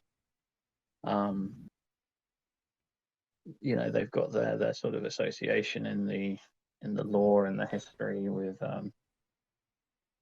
those two races, and maybe we could see something like that. I mean, we've seen some some surprises and changes to Blood Bowl that we weren't expecting, so it's not entirely unlikely. To be fair, I was surprised that we had the Teams of Legend PDF. I feel like that may have taken like a bit of pressure to get, because it wasn't it didn't feel forthcoming, did it? It certainly felt like, we better do this. It felt a bit rushed at the last minute too. Massively felt rushed. Yeah. It did massively feel rushed, which is really interesting because I do wonder how bad it would have been for the game if the Teams of Legend weren't back in at all. Like, I love the fact that there's the next challenge for coaches that have completed the core game. They've completed the teams, they've seen the meta, they want to bring something else in. I mean, you guys know that we love fancy creative teams. Like, we've done a whole bunch of the Fumble special league teams, and introducing them into your league is a brilliant way to get more teams in, or tournaments and things. So more teams is more better, and the more the merrier. To quote a classic childhood meme from but I guess the question goes out right now. I mean, Ian, can you see them just never getting round to making a Norse team? Or I can see it taking a while or not getting there, but I don't think they'll go. And I think one of the reasons for that is we obviously don't know what Blood Bowl 3 is going to bring up, but Blood Bowl 2 had all these teams in it. Obviously, there was Khorne as well, which was the kind of unofficial one in there with the Kislev as well. But yeah, I would be surprised because a lot of these teams are very like synonymous with Blood Bowl. Like, they're kind of part of the spirit of it, aren't they? So I think if they're not there, even in terms of rules, it would be a loss. So I think they will keep them ticking along. And I think, let's be honest, we're going to be a really long way away from a new edition. So they're certainly going to be safe for a good number of years, I think. Yeah. Given how long it's taken us even just to get a new team this year. And one great thing about like the NAF being there as a kind of a player association is it kept Slan and Khorne in there, and most tournaments are running those NAF things and the NAF rosters. And actually, if a team gets dropped, then very much like we saw with the CRP star players, which we talked about earlier. With the CRP was the PDF rules that had all the star players from the last edition. Well, the edition before 2016, and they kept the star players in there because the rules worked and it was fine, and that kept the game from changing. So even if Games Workshop do somehow drop a team, I would be more expecting a team to be changed substantially or to be just retconned. I think, which is what I think Milton may have written that in the thing. Is just actually they do drop a Norse team, and it's just significantly different to what it looks like now. Like Norse are here. That's more likely an overhaul. Yeah, But not I don't think they'll get rid of anything. They drop Amazons. They bring Amazons back, but actually they're all strength 2. That wouldn't go down well. No, exactly. But definitely, and they just change the play style. That's going to be interesting. It's entirely possible. Now, Milton, you put here, what edition of the game are you playing? If you intend on playing 2016 or before, then it's a great idea as they won't change from now on. That's a fair thing. There are still events going on that are quote-unquote classic Blood Bowl. And doing Tournament Tuesday, I saw one is coming up in about 4 weeks, which I thought was interesting. But you only see kind of one a month now, which I believe is healthy for the player base. We've got a new edition. The new edition is not perfect. The old edition was definitely not perfect. The rules were slightly easier, but the edition was not perfect, and it was it was solved, right? So that's it. Yeah, I think it wasn't perfect, but it was complete. Yeah, it was complete, and it was completely figured out. And I don't think there was. I think even in 2020, there's still a few ambiguities to be ironed out, isn't there? Oh, hugely so. Which I don't think was a thing in 16. At the end of it, anyway. No. I think 16 difficulty I don't think there was many questions remaining. It was mostly just about the things that changed ever so slightly from the CRP to 16. That was the only challenge that came up. Was like, hang about, that skill does what? How now differently? Like, that's weird. We still got that in Blood Bowl 2020, but that happens in every game change and every edition of anything, really. Whether it's 40k, Magic, doesn't even matter. There's always interactions that change. And what was the next point? Because you did a great job. How do these teams fare in sevens? I mean, that's a interesting one. Khemri, we played a Khemri-like team in Series 2 of 7 Super Series, and it didn't play well. That's the weird thing, isn't it? We've played the Fumble teams more than the Legends in sevens, I think. Amazons and High Elves do brilliantly in sevens. They've smashed it at tournaments because they are just better elves. They've got decent armor. I kind of always just say they're better humans. I think my line of thinking here was AV8.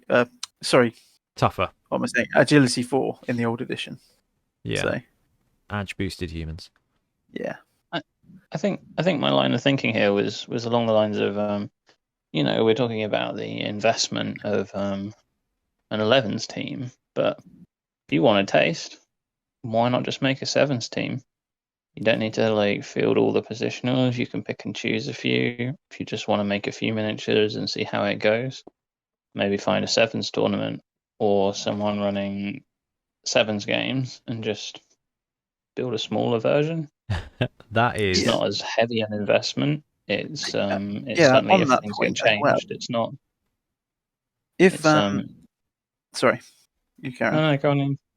No, I was just going to say, if you are looking to go the kind of kit bash route, a lot of other Games Workshop systems have boxes of 10 models. So, a lot of the Warcry warbands are 10 or around there. So not enough for a full team on their own. The Necromunda gangs, things like that. Even like a regiment for AOS or 40k. A lot of the time, it's 10. So that's a really good basis for a 7s team. Got 7 players and a few spares if you can use them all. Yeah. It's really accessible. That's a really good point. I mean, I love sevens, but I hadn't even considered that. But sevens is a great way to try out any team. So you're bang on the money there, Bill. And I don't think I could agree with you more. I don't really understand how this orc goes together, but that's okay. We'll ignore that for now. Can he hold the ball? Yeah, but all of those teams do actually pretty well in sevens. It's just potentially the difficulty of getting that roster. If you in for a penny, in for a pound, third party. Kit bashing though, definitely the way to go. Amazons do well, High Elves do well, Norse do very well. Ulf Warriors are amazing in sevens. Unsurprisingly, Ulf Warriors sneaky some of the best players in the game. Like That nice narrow pitch to frenzy. yeah, movement Yeah. 6, strength 4, frenzy. It's just awesome. I'd like more of that, please. More of that. Right, the pros of having a totally unique custom team. That's definitely from a hobby aspect, right? Yeah, so kind of just like if you're going to go down the kit bash route rather than the third party route, that team is unique to you. Okay, other people you might like. I got inspired by a post I think I saw on Warhammer Community who was using the Blood Reaver models as a base for the linemen, and so yeah, there are like similar aspects, but I tweaked and I changed things. I used different Ulfwerners. I used a different Yeti. And as far as I'm concerned, my team is unique to me. And I think that's cool. No, definitely. That's one of the strongest bits of our hobby, isn't it? Is Like we were saying, you're not necessarily locked into one team then either, if they are unique. Yeah, completely. 'Cause no one's going to look at it straight away and automatically always know what it is without you saying, oh yeah, this is this, this is this. yeah, you've got flexibility there, haven't you? Flexibility Yeah. in the purpose of the team. And the last point that you had down there, Milton, which I think is absolutely right, is would you replace it if a Games Workshop got produced? If a Games Workshop produced that team? I think I know what the answer is going to be for this one. Yeah, if it's better, yes. Honestly, I don't think that even matters, Ian. I think most of these teams that are produced by Games Workshop, they come out and they are so creative and so they're really good, man. They are really, really, really good. And I mean, I'm guilty of this. Dwarves, I have got the Games Workshop team, the Fanath team, the Grebo team, and the Punga team. And I will probably never run Dwarves. And it's just like actually the Games Workshop teams land and they are such a great value most of the time. Like They are. it's just like cool. It's a spike and a team for £35 basically if you go through like in tournament or something, and that's a really great expansion for the board game that is Blood Bowl. Like when you're talking about 40k in AOS, a new faction comes out, that's an investment, right? Getting an army for that's £300. Blood Bowl, if you want to expand your choice and have a hobby journey at the same time, it's it's £30, maybe 50 if you go double boxing it or something like that. And it's just, I feel like it's a really good cost value. So Ian, even though you've got a wicked Amazon team, and Milton, even though you've got a superb Norse team, I know you don't need to replace the troll, which would be good. But, a new Norse team comes out, I can see you still at some point just picking it up just because actually it looks really cool and it's pretty great and it can complement your team. And, Ian, we all know that if an Amazon team comes out, you're going to get it and kit bash it and put guns on it just to show off. Yeah, that was my point. Actually, I've bought the Orc team several times for other stuff. I know loads of people use the Orc team. So normally when a new kit of any system comes out, I'm kind of like, what else could that be? Definitely. There's been a ton of cool nobility stuff. Like there's a ton of cool nobility conversions for 40k dudes, and also for Cities of Sigmar. Although they're bigger, the Blood Bowl stuff are generally speaking bigger than the other bits. Yeah. Which is interesting as well, because whether you're going third party or converting out of AOS stuff, your dudes are going to be a little bit smaller than the Blood Bowl ones. But again, it's Blood Bowl. It doesn't matter because the purpose of those models is to represent something unique, represent that point, that positional. And you're good to go, which I think is brilliant. So basically, guys, if you are considering picking up a third part, not even a third part, if you're considering picking up a Teams of Legend thing, if you've got a tournament coming up, if you want to run them in your league, just go for it. Like whatever happens, if Games Workshop brings it out and your team changes, you're probably still going to get to play with it. You might have to adjust some positionals, and quite frankly, with most of the teams, if they bring out a new Norse team and they put a new positional in there, Milton can just buy that new Norse team, use the new positional, paint it up to go with the rest of his team, and it's not that difficult to kind of filter it in. So the likelihood of these teams being completely killed, very slim. The likelihood of them being changed, very likely. But as long as you're aware of that moving into it and you're willing to flex, you're good to go, because that can happen basically to any team. Because Milton brought this up earlier in the news segment, like, I can see them bringing a pack team out. I actually said this as well when this came out. I was like, maybe there'll be a packed team, a packed spike. Maybe we'll see a pack change. And actually, I was like, well, it's in the rule book. But that does not stop Games Workshop. That does not stop them at all. Like, there's no reason they couldn't drop a OWA different build. I thought they might do packed and just bring it out and bring like basically like half a chaos box, half a human box, and do it something like that. I could see them doing something like that to go that sprue angle that they seem to be going with most of the teams. Yeah, I could see them doing it. I don't think they will, but it's definitely a possibility. So the fear is real, but quite frankly, if you're playing in a good group and a good crew, you will be safe no matter what you have, because you could either flex what you got, use blooming base colors to represent your dudes, and it doesn't even matter. That's the beautiful thing about Blood Bowl. Before we move on, guys, is there anything else we haven't covered when it comes to whether or not you should invest in a team of legend? No, I think we're good. All right. No, I think that's it, really. Okay, well, we've touched on tournaments, we've touched on competitive gaming, so let's go in for it now.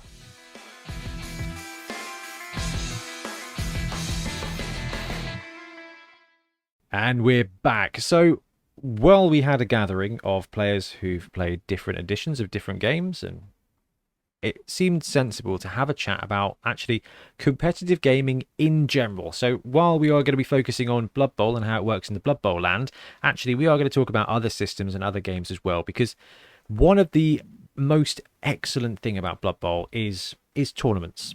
It's a gathering, and whether you are considering a tournament because you're playing to win, or a game day to play a bunch of games in one day, you're going there to a tournament, to a competition, and you have a different way of playing, and most of the time it's a different game because it is likely to be Resurrection. The format is likely to be similar. It's what I've started to call constructed Blood Bowl, as opposed to league and that kind of things. But what we're going to talk about is just competitive gaming, and we've got Ian here who's played in a ton of AOS events, and Milton, you're an old school Warhammer veteran like I am, so I'm sure you've gone to stores and played games, and I don't know if you've ever played in Friday Night Magics or anything like that, but yeah, when it comes to competitive gaming and it comes to competitive Blood Bowl, we've just spent half an hour talking about building a team for the purposes of building a team to have something special you've made and to play it for something cool and to run it for a tournament. I mean, when you go to a tournament, what are the reasons you would go? What are you aiming to get out of that event, Milton? Yeah, so I think, like, for me in particular, like, I never go into a Blood Bowl game without the intention of winning. Like, I think, like, I understand what Ian said earlier, like, about the league play and like, okay, the things have changed a little bit, and maybe if you're looking at the SPP farm or whatever, but particularly in a tournament setting, like, I want to go and have fun, of course, but my objective is always to try and win the game, because I want to give my opponent, like, a good game. And so, like, I try and take that mindset, and it doesn't always go the way that you're expecting it to.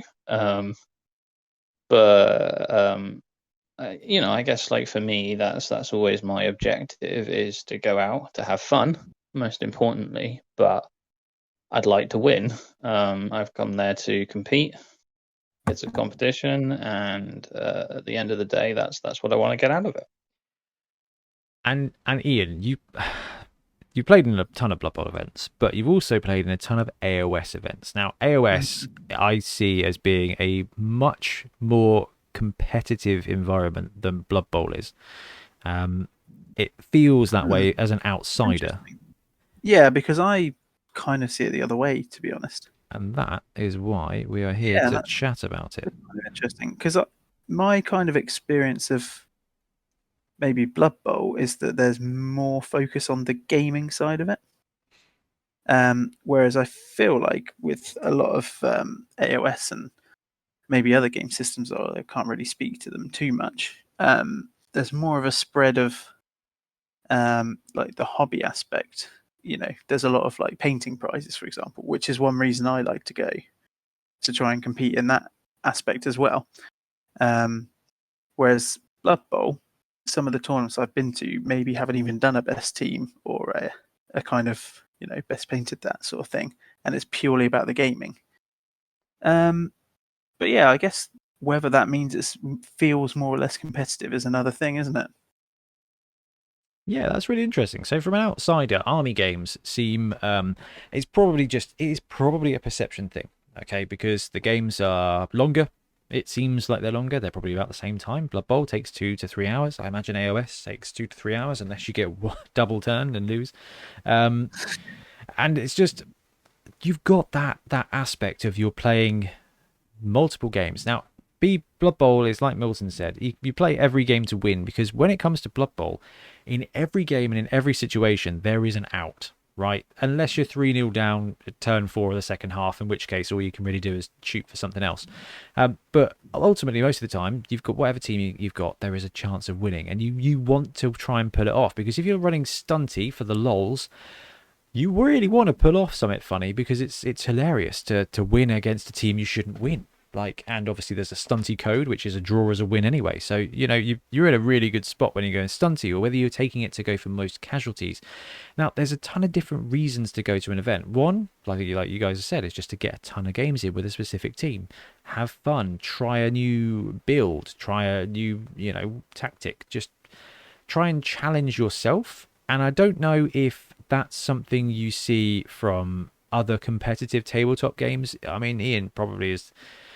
You've played in a lot of AOS events and things, and do you, when you come across the players, like I've played in so much Blood Bowl, that you come across everybody, and like Milton said, everybody is trying to win, but there are very few players that are trying to win at all costs, and I guess that feels different from an outside perspective when you look at like AOS and things, and that's probably investment bias. Like, it costs £76 to buy a team of legend. It costs £76 to run goblins. Like, Yeah. No, I can see that. Yes. And whereas if you spend hundreds on an army, you maybe feel, as in you take it more seriously. Is that what you mean? Yeah, basically, like you have invested more. Oops.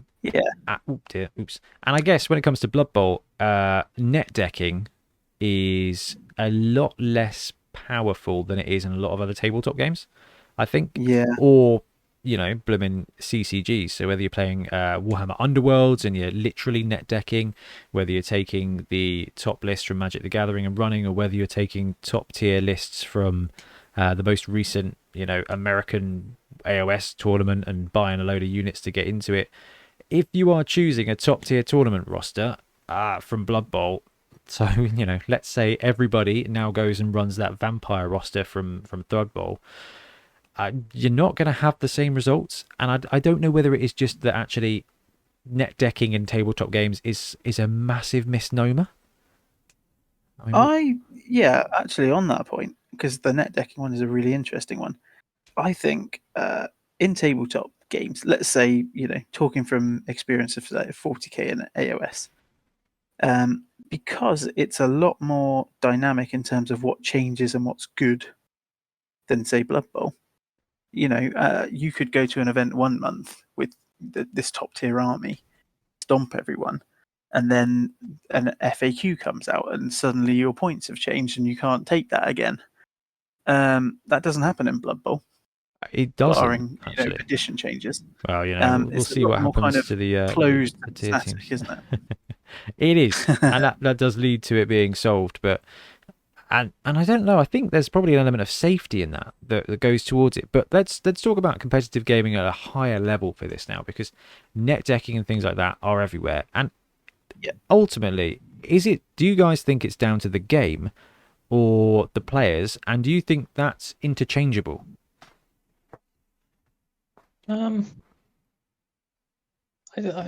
there's a mixture there. Really, I mean, if there's an obvious break in the game system and people are going to exploit, people are going to exploit it. It's like human nature, isn't it? It's like if you find something and you're like, oh, well, this isn't quite right, but this is what it says, so nobody says that I can't do that. I have People are going to go ahead and do it. I have an amazing example of this. So, Go on. Ground Zero Games produced a spaceship game called Full Thrust, and Craig and I went through a period of where we played this game regularly. I think we probably dragged Ian into it a couple of times. And I was reading the rules, and I discovered that you could pre-plan a faster than light jump point and just basically deep strike your ships onto the table, and if those ships landed within 6 inches of any other ship, it just did straight up damage, what we'd call mortal wounds now. And I built a fleet that was built entirely around this, and I just had an entire fleet of corvettes that was just planned to redeploy into where I thought Craig would be at turn 2. And Craig deployed his fleet, moved in exactly the way I expected him to do, and then I dropped about 20 of these ships out of FTL on top of his fleet, which then just caused this massive chain reaction. And by the end of turn 2, and this is like a 12-turn game normally, I just game hacked my way. And actually we came to we wrote the accords to say that rule would never be used again. But it was just, you're looking at it and you're like, well, I'm going to try this, because you're right, Milton. It is second nature because we're gamers and we are designed to game the system. Yeah, I think on that, I think perhaps with war game tournaments, it's the winners are generally what is undercosted and over efficient. That's quite often what it is, and then over time that will change. Is that not every game though? Because is that not exactly the same? That's what I'm saying. I don't know if it is in Blood Bowl. Well, is it in Blood Bowl? It is in Blood Bowl, though, isn't it? If you look at the teams that do the best, it is the ones that have the most efficient players. Elves have always been historically brilliant because they have the most efficient costing. Like you said, Ian, they are humans that do everything 16% better at a 20k cost increase. And Hackflem is so efficiently costed that actually he's just too good not to take most of the time. Yeah, it's when there's the no-brainer choices, isn't it? That's it. I think what's interesting is we're seeing a lot more of this now in Blood Bowl because of the new edition. People are working out the new edition. Obviously, previously, the 2016 rule set and the rules in general hadn't changed all that much. And so those tiers and that kind of power level had sort of been worked out.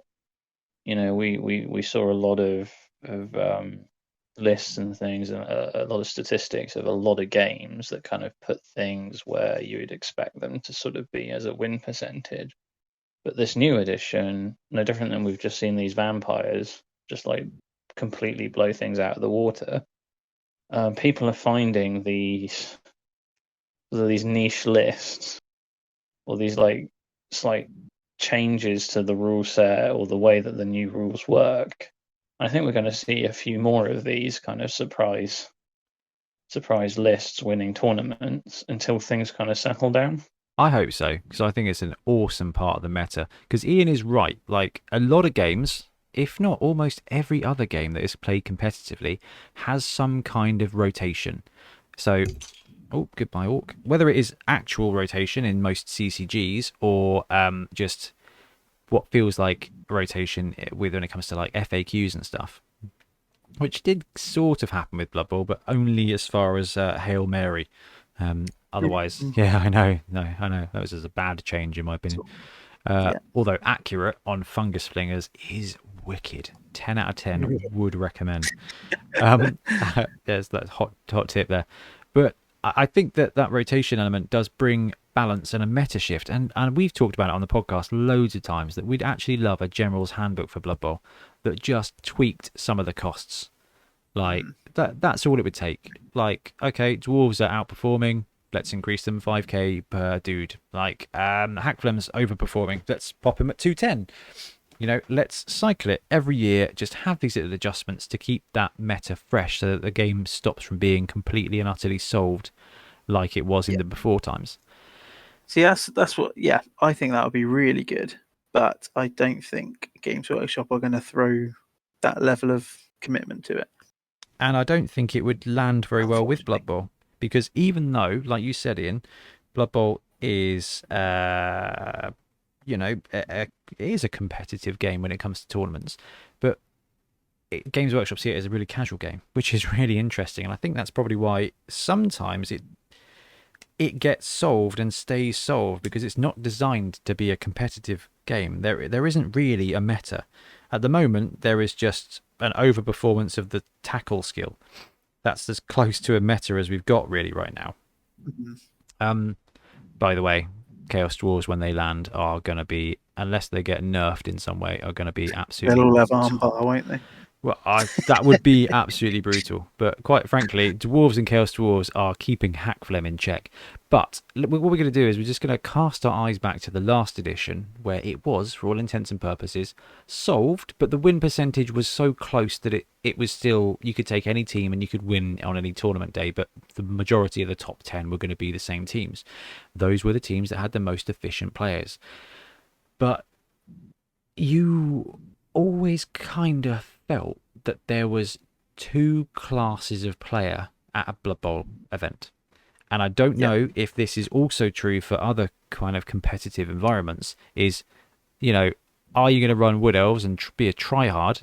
As we went to Beachhead, Ian, and I took the Skaven just because I could play them quick and do it all right. But every other tournament I'd gone to, I'd taken a tier 2 or a tier 3 tournament, because I didn't want to be seen as a tryhard, I guess, because I didn't want to take Wood Elves and suck, because it's brutal to take one of the top teams and just do really badly. It's much better to I always found it much better, much more challenging to take a tier 2 team. There's a lot less pressure, isn't there? Yeah, there's a lot less pressure and a lot more, I don't know, value to be gained. So I went with Ogres to one event and went 1-1, and I felt great about it.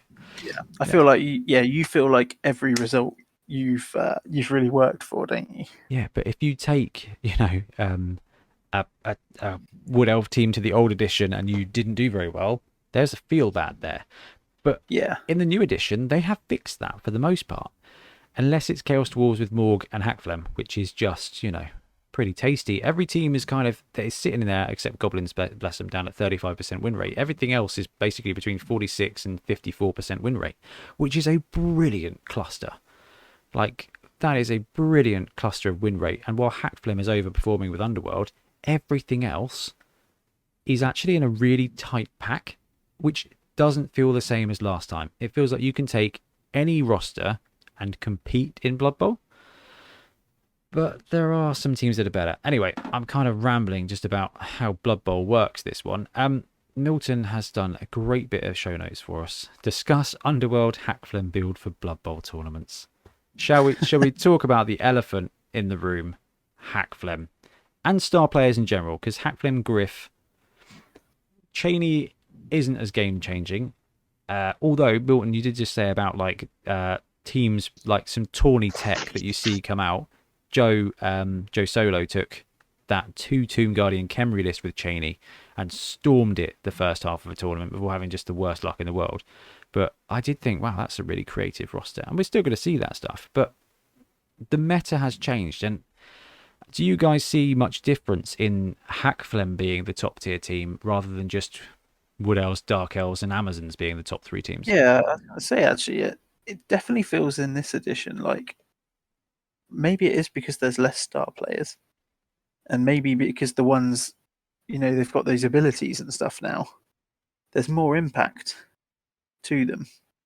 I don't know. Do you feel like that? Because I've been to a few Blood Bowl tournaments, and I kind of rarely remember really playing against many star players. So on the one hand, for example, on the one hand, there's the propensity for people to forget the star player powers right now. Because it's right, how do the rules work these days? And I've also got Hackflem, and he's also got this power that knocks a dude down. People are going to forget their feats. And then he gets the ball for free. He gets the ball for free, which I didn't use once, didn't need to. He was it helps if you remember it. Yeah, it does massively help if you remember it. It's funny because I don't think people remember that Amazons with Roxana was kind of the Underworld and Hackflem of the old edition.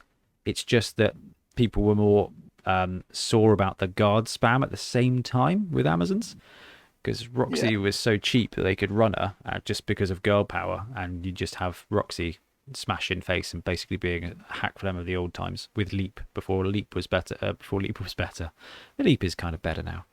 But, I mean, the star players, they're kind of like... It's like an arms race, right? I feel like because of the star players have got such an impact, it is more like Hackflem has a 50% win percentage. Is your team going to add 4 or take 4 away from Hackflem's win percentage? I wonder as well if it's because there's, generally speaking, a lot less star players now, and all of them make more impact. So that there's less of the smaller star players, isn't there? Yeah, there is. It's less like that one chainsaw dude, that Nibbler or whatever his name is. Obviously, everyone can take Nobbler helmet. Black will be back. But that's what I mean. There's less small star players that are just like a blitzer with 1 extra skill. Which is a bit of a shame, because I think that yes, you're right. Star players have gone from being what used to be toolkit pieces. I think it's like, I'm going to take my team and I'm going to upgrade with the tackle star player, to now kind of being a massive build around as far as the team construction goes. Yeah, it does massively change. Like, okay, am I going to go for like 2 rerolls, but take this as Uber player? Yes, you are. Yeah. Yeah. I mean, I do quite like how it is now. But when we get more star players, I think what's going to happen, I'd love your guys' thoughts on this, is I think that those star players that land that are just not as valuable are just not going to matter. Like, it's going to be, oh, nice, and move on. Yeah, I suspect so too. I was just having this thought though. I know it's probably never going to happen, but it kind of adds on to what you were saying earlier. But how cool would it be if they gave narrative to the star players, and so they release a spike or something every year, like you were saying about the General's Handbook, which is just Griff did so and so with the Imperial Nobility team, blah blah blah blah. But he injured himself, and now he's worth less. Hackflem now has 1 head. Yeah. So, War Machine is a kind of game that I think has died a bit of a death, but it was produced by Privateer Press. Actually, I think they ended the world. I think they killed the world or something. Anyway, doesn't really matter. No, do that. Yeah, I know. But they had basically different heroes or warcasters that the story progressed, and they had different editions of the heroes as they came out. There was Epic this guy and Junior this guy. Those were definitely not the terms. I can't remember what they were because I never really played. I just liked listening to it. And I that was a really cool and narrative way to progress it. And it's just really interesting because Blood Bowl, from a competitive point of view, that is the thing that is missing, because there is no change. So we got Frankenstein, and Frankenstein will probably never see play because he is, quite frankly, just not as good as Zug. Or as good as Griff. So if you've got the cash to afford Griff, you would never take, you'd never take Frank. And if you can afford Frank, you might as well just take Zug because he's just as good. And we're going to see a lot of these star players that I think land that are just going to be of no consequence at all, which is a bit of a shame. But I think I have a funny feeling Max might be like that. He's going to be more expensive than what's his face, than Man Chainsaw, and I think you're right. I think that's going to happen. Now, oh man, I was going to say that's it. Actually, Ian, in AOS, I've always found it very strange that Nagash is fighting every battle, but Nagash is all. But you guys have explained it to me a couple of times. Actually, no, it's about that you're focusing in on this big. There's a big battle going on, but that's how I've seen it explained. I think it was a Phil Kelly or Gav Thorpe or something was did an article, and you're kind of representing that snapshot of a bigger conflict, kind of. You're looking at the Avengers heroic bit happening, which I get and I like. But when it comes to AOS, for example, competitively, is it special character heavy in the way that Blood Bowl is now? Yeah, I think it is. Yeah. So, we think that is a Games Workshop design, or do we think Games Workshop have gone that way because it is what people want, or what the market has shown from other games like War Machine, where the special character is the game? Yeah, Well, we certainly have a lot more like tabletop representation from them. You know, we've got a fairly fleshed out range of minis for all the star players. So, yeah, perhaps. I mean, one way I've heard, like, I listened to like quite a few like lore videos and stuff with like 2+ Tough Doug. He's awesome. Love Doug. And one thing he comes back to is that it's the characters that define the army, not the other way around, sort of thing. So if you're kind of looking at the army and you want an example of what is an orc, you look at Gazgul. Yeah. Or if you're kind of looking for an example of what an old school high elf was, you look at Tyrion and Teclis. Like, they're kind of exemplars, aren't they? And people connect with them. And I don't know if it's the same in Blood Bowl. I don't know if people feel the same connection, because it feels a lot more it's your team. They're not tied to a specific place. I mean, you could argue maybe that the Blood Bowl teams have got less kind of established character to them, haven't they? Like this human team, no one's, forcing it to be from the Empire, or no one's forcing it to be Reichland Reavers. Exactly. Yeah. No. Whereas, I think you're right. You don't get like Sure. many people that have like painted their team up as the Reichland Reavers or the Gouged Eye or whatever, and they're trying to like narratively play Blood Bowl. But you get a lot of people in like 40k playing Ultramarines. And, God, yeah, blooming Ultramarines. Well, that's it. I based my army around like one character I bought, which was the Uriel Ventress. And that kind of sparked the interest for me. Whereas in Blood Bowl, I don't think you necessarily get that as much. So I have a follow-up question at this point here now, Ian. What if we see like comp lists like we do in other games? Okay, so War Machine was a great example of this, because you had the different warcasters, and the warcasters had different traits that kind of comboed well with different units. So you would be running X person in this army. So very similar to what you've just described with AOS. Like, I am running the Valdor shark list from the Fish Elves, right? Love those guys. Yeah, right. And you had that sort of thing. So what if they release, not necessarily a spike, but maybe they release a death zone that features okay, you got humans, but actually you could run your humans as the Bright Crusaders. The Bright Crusaders have this roster instead. Yeah. See, that's kind of what they're doing with the Chosen of it, to a degree, which hopefully they kind of build on, because I think that's a really cool avenue. What's the the Chaos? Chosen of Chaos, yeah.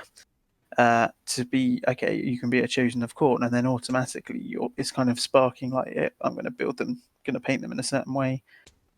Maybe that will change my star player access. Maybe that will change my inducements, and all that sort of fun stuff. But yeah, I think we've talked before about how it would be cool to have that for like vampires, like pick a bloodline. Oh, the bloodlines. Slightly changes your vampire, and it would just add. Yeah, I guess from Blood Bowl, it's a tighter system in general, and adding even more variables, people are going to feel differently about that. You've got to think about whether it would be good or bad, because in some elements it would be really fun. It'd be really interesting. I think, creativity, and kind of the hobby aspect, absolutely. But yeah, more variables, it means kind of more opportunity to break the game. A stupid, combo that doesn't get seen and gets let through the net, sort of thing. Yeah. Totes OP combos. So we talked about the fundamentals of it. I mean, a great point here is about time investment. When it comes to a game like Blood Bowl, the core skills of the game are transferable for every team because you are playing the same game for every team, unlike in some other games. So if you're playing Magic, there are several different archetypes of deck, but each deck plays differently depending on the individual components. I believe AOS is very similar to that, Ian, right? Because it's very combo driven, from what I've seen. Whereas Blood Bowl, you're always playing Blood Bowl. So goblins do the same thing as humans, they just do it worse or better.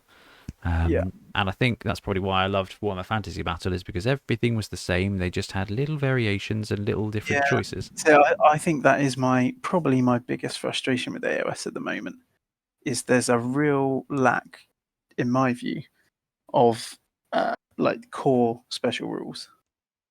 I think it came from a place where it had, when it first dropped, there was a 4-page rule book, and every other rule was on each unit's card. So it was very hard to know what someone else's army did without a bit of knowledge. Whereas Blood Bowl, it's great. You can say, what skills have you got? That, and that. Yeah. You've got in your core book. All the skills are there. I'm a little on the same page. I'm a little bit surprised we haven't seen team-specific rules yet. Yeah, and I think that's a good thing, personally. I do too. I am just a little bit surprised. And I think as they move on, it does seem to be the very Games Workshop direction to kind of...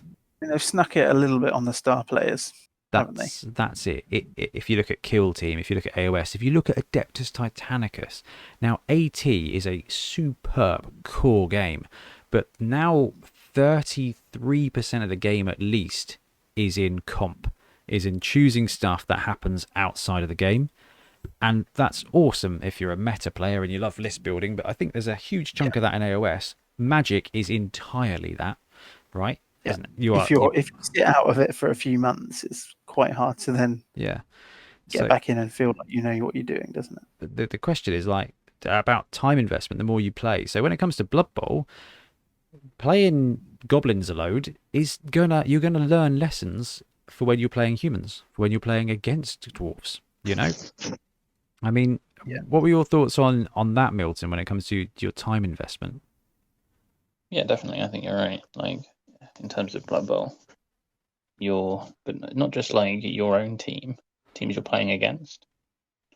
So if you've just bought a goblin team and you're just playing goblins, chances are you're probably playing against a variety of different teams, and you're learning them at the same time that you're learning yours.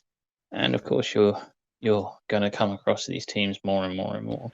The compositions are likely to be the same. Whereas when you talk about your big wargaming, you can pick an orc army versus a Tyranid army, for example, and you can have like so many different variations of that, so many different different tabletops with different scenery, different arrangements, different ways of playing it.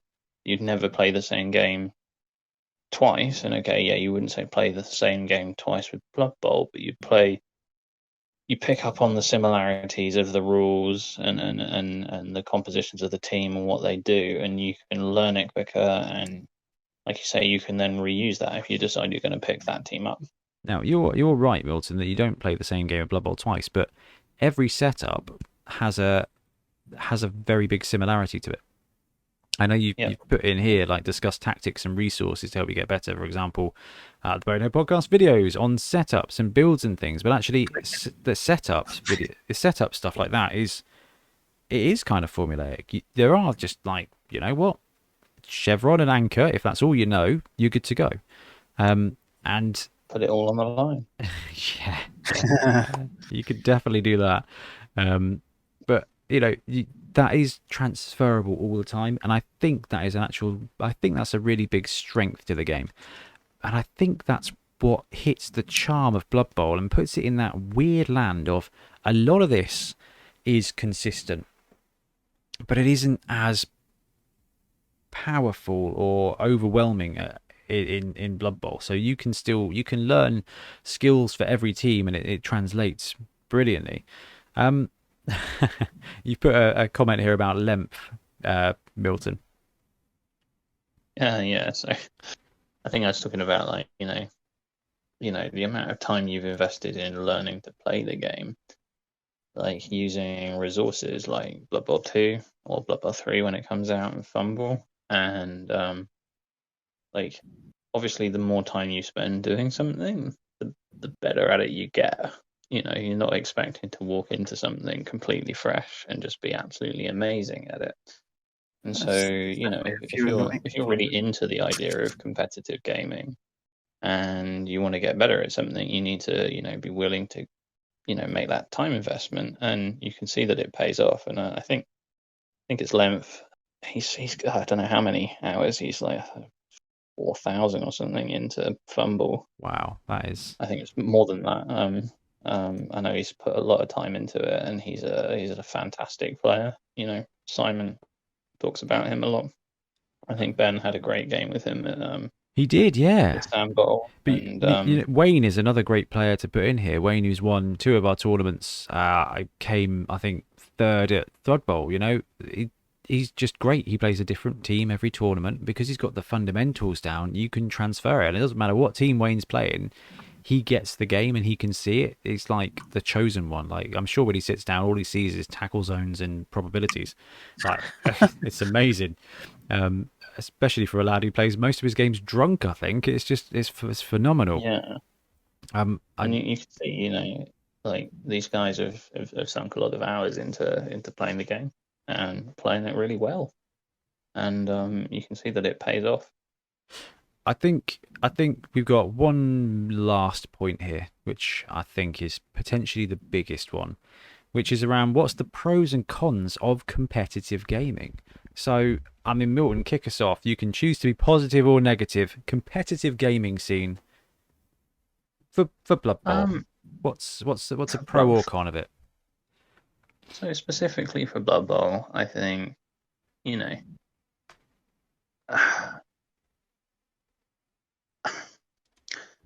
I think the pros are that it creates an interesting and I'd say a fairly diverse tournament scene. You get to see a lot of good players. You get to play some really good matches. I think potentially a negative point of it is it's difficult for sort of new players to kind of ramp up into that. You can feel that, I think in any game when you're playing it competitively, you kind of come across someone that's that far ahead of you in terms of their understanding and their ability to play the game, and it can be overwhelming. So I think Blood Bowl strikes a really good balance, though, to be honest. I think this is why I like the game so much, is that in all of my experiences playing it, whether it's against somebody who has sunk massive amount of time into it and is a fantastic player, and I go into the match with the anticipation of having a tough game, or whether it's teaching somebody to play the game who's completely fresh, I always get a good experience from it because there is a degree of randomness with the dice rolls. There's always like crazy stuff that happens that you're just not expecting, and there is a good balance in the game, and in the community in general. Yeah, I think that's very, very fair. Ian, would you have anything to add to that? Yeah, I think there's a few loads of different aspects to it, isn't it? I think whenever you go to a kind of competitive event, you're kind of putting yourself out there, and I think you have to have a certain degree of robustness to go. You're playing against unknown people. There's that kind of whole social aspect as well, isn't there? You're kind of away from your club. But yeah, I think on the whole, like, if you go to enough of these events, you get to know like a certain circuit of people, and it's a really nice community that you can get involved with, and it's nice to see people you've played before at a different event, and instantly you've got that connection, haven't you? Of like, how's it all going and stuff. And it is an awesome aspect. Yeah, I think sometimes, if you, depending on how competitive you go into it, if you get used to winning, it becomes a bit addictive, and I think you've got to be careful sometimes that if you go and you don't win, then and you're used to winning and you're fully expecting to win, or however it is, or it doesn't go your way, because Blood Bowl does that, doesn't it? Oh, Blood Bowl will kick you yeah, right in the it does. soul. Yeah, I think you've just got to be prepared for that as well and be able to kind of laugh it off. And kind of, you're there to play another person, aren't you? So one of my aims is definitely always to try and give the other person a good game. And I'd rather have 3 games where everyone had a really good time than 3 games where I won but had 3 miserable opponents. And even in Blood Bowl, I think this is one of the greatest things. You will always get, like, I don't know, a couple of people in 100 that are there to win, and they hate it if they don't win, right? Yeah. But I think when it comes to tournaments, I have only ever had really great experiences at a Blood Bowl event, because I think you both said it. Like, Blood Bowl is just, there is that element of randomness that means you can flip and lose any game. Right, and sometimes the game is lost because of the dice rolls you haven't rolled yet. Like, it doesn't even matter what you do. We've all had those turns where you've gone, right, I'm going to do this safe thing, and it's a 1. That's okay. I've got dodge, and it's another 1, and never mind. Like, it just, sometimes you just don't get to play the game, and it's the same with Magic. Like, sometimes, you know what, you just get mana screwed. You just draw lands, like, that you can't win that game, and that element of randomness helps take the edge off losing, but also means that there's always that chance of winning. Like, and I think that's one of the best things when it comes to competitive gaming, is because there is always a chance because of the randomness. Like, anybody can beat anybody, and that's huge. But the thing I thought you were going to say, Ian, is if you rock up and your first game is against a tryhard and you get blown out, your second game is going to be middle of the table or bottom of the table, and you're going to be up against somebody who's having a very similar day. Yeah, you can submarine. I like to lose my first game. Don't normally have a choice, but yeah. I think actually, if particularly on like a 2-dayer, the first couple of games are often really tense because everyone knows they've still got a chance of taking it out and winning the event. Once that possibility is removed, maybe you lost your first game or you lost your second game. Your third game and then going into the second day is normally just really chilled, because people aren't there to win anymore. They're there for some good games because they're there and they've bought their ticket. Yeah, that's really fair. I did not do that at Sandbowl. I somehow won my first 2 games and drew my third and ended up on the top table at the end round. So it meant that every game was keeps like, the pressure up. Yeah, every game was like, oh my god, I can do this. Like, oh no, I've got to play now. Like, I've got to go. I've got to see what I can achieve. Like, come on, let's see if we can take Snotlings all the way to the top. Like, it does put that pressure on. But I have been on the other side of that, where I've absolutely tanked it first, and then you're playing against a stunty team in the second round, and it's like, oh, how'd you do? And they're like, yeah, I lost 7-0. And I was like, oh, I was over by turn 3 because my team melted because Ian put them in the microwave with his dice. And it's, and you're right. And that's the other great thing about competitive gaming. I think you guys have both called it out here, is that it's a game day. And if you are there to win, because that's what you are there for, you will end up potentially playing against other people that are in the same zone as you. If you're there to play games, you're going to end up playing against people who are there to play a great game of Blood Bowl, to play a great game of AOS. Like, but yeah, it all depends on where your angle is, and because of events and how they work, generally speaking, you're going to end up playing against people who are of similar minds than you.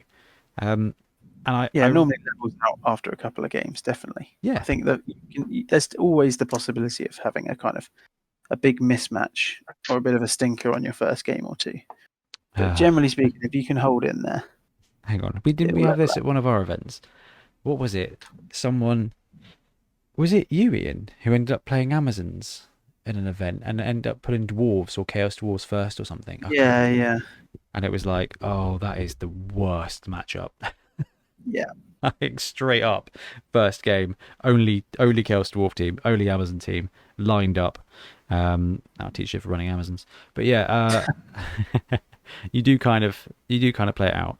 So the competitive element of any game is great. It actually makes a good, fun story, regardless of whether you're involved or not. Like, all of us have been quite piqued by the fact that a vampire team did really well. Like, it doesn't matter to any of us. Like, doesn't matter at all. But it's interesting. It creates a story, and that is one of the great thing about competitive gaming, is it creates that meta. It creates that. I don't know. There is just something about it. There is something about that competitive. What there is as well is it goes beyond an anecdote from your local league. I think there's the kind of community buy-in to the bigger tournaments, isn't there? Like, everyone gets, even if you're not there, like, you get a degree of experience. You know what teams you're rooting for.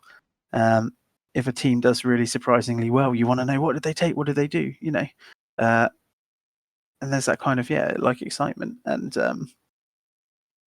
yeah, definitely. I think it galvanizes the community as well if there's a big event. It really does, and it's because it's kind of the pinnacle, isn't it? In a sense, obviously we all love our leagues, but that kind of going and testing your skills and seeing what's out there is really exciting.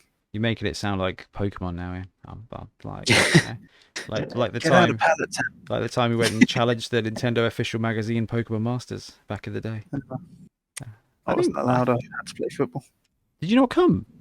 No, I was at a football match. That was my first ever tournament environment of anything. Was me rocking up with my Pokemon Red. Was it, you take Mewtwo? I did take. I think I had 2 Mewtwo's. You know, it was rare candied to the max. Everybody was rare candied to the max, and it was awesome. Filth. It was complete filth, even back then in the days of black and white gaming. It was wicked. Right, guys, is there anything else you think we should mention before we kind of wrap up now? Because it is 11:30 and I've kept you guys for far too long. I think we could. All right. Nah. Awesome. Well, thank you very much for hanging out with us and listening tonight. I mean, it's these are really interesting things, and even though we talked about them for a couple of hours, I really don't think we've finished. I think there's so much more. So Not scratching the surface. yeah, let's see the comments. Let's get involved, and actually, I think we can carry it on in another episode, because it is so much of a big thing. I love esports, I love T-sports, and I love seeing where it's going, because it just creates a really cool unifying challenge, and it's just really interesting. But Milton and Ian, thank you ever so much for joining me tonight, for covering for Ben, and for doing so very, very, very well. I appreciate Absolute it. pleasure. It's always good to hang out with you guys anyway. I appreciate it. So we'll wrap up now, and guys, once again, thank you very much for joining us, and everybody out there, thank you very much for joining us and hanging out and talking about some Blood Bowl. We will be back soon with more Blood Bowl content. Thank you ever so much. Happy blocking. Thanks very much for watching. We really appreciate your support. If you want to help support the channel even further, please like and subscribe, or come join us on our Patreon. We have early access to content. We get loads of feedback from you guys, and we try and do competitions as much as we can. Or you can get yourself some Bonehead Podcast merch on our Spreadshirt site. So if you want to support a team, especially for the Bonehead Championship, you can pick up a shirt, a mug, things like that. It all helps support the channel, and we really appreciate it. Anyway, links below. Thank you very much. Happy blocking.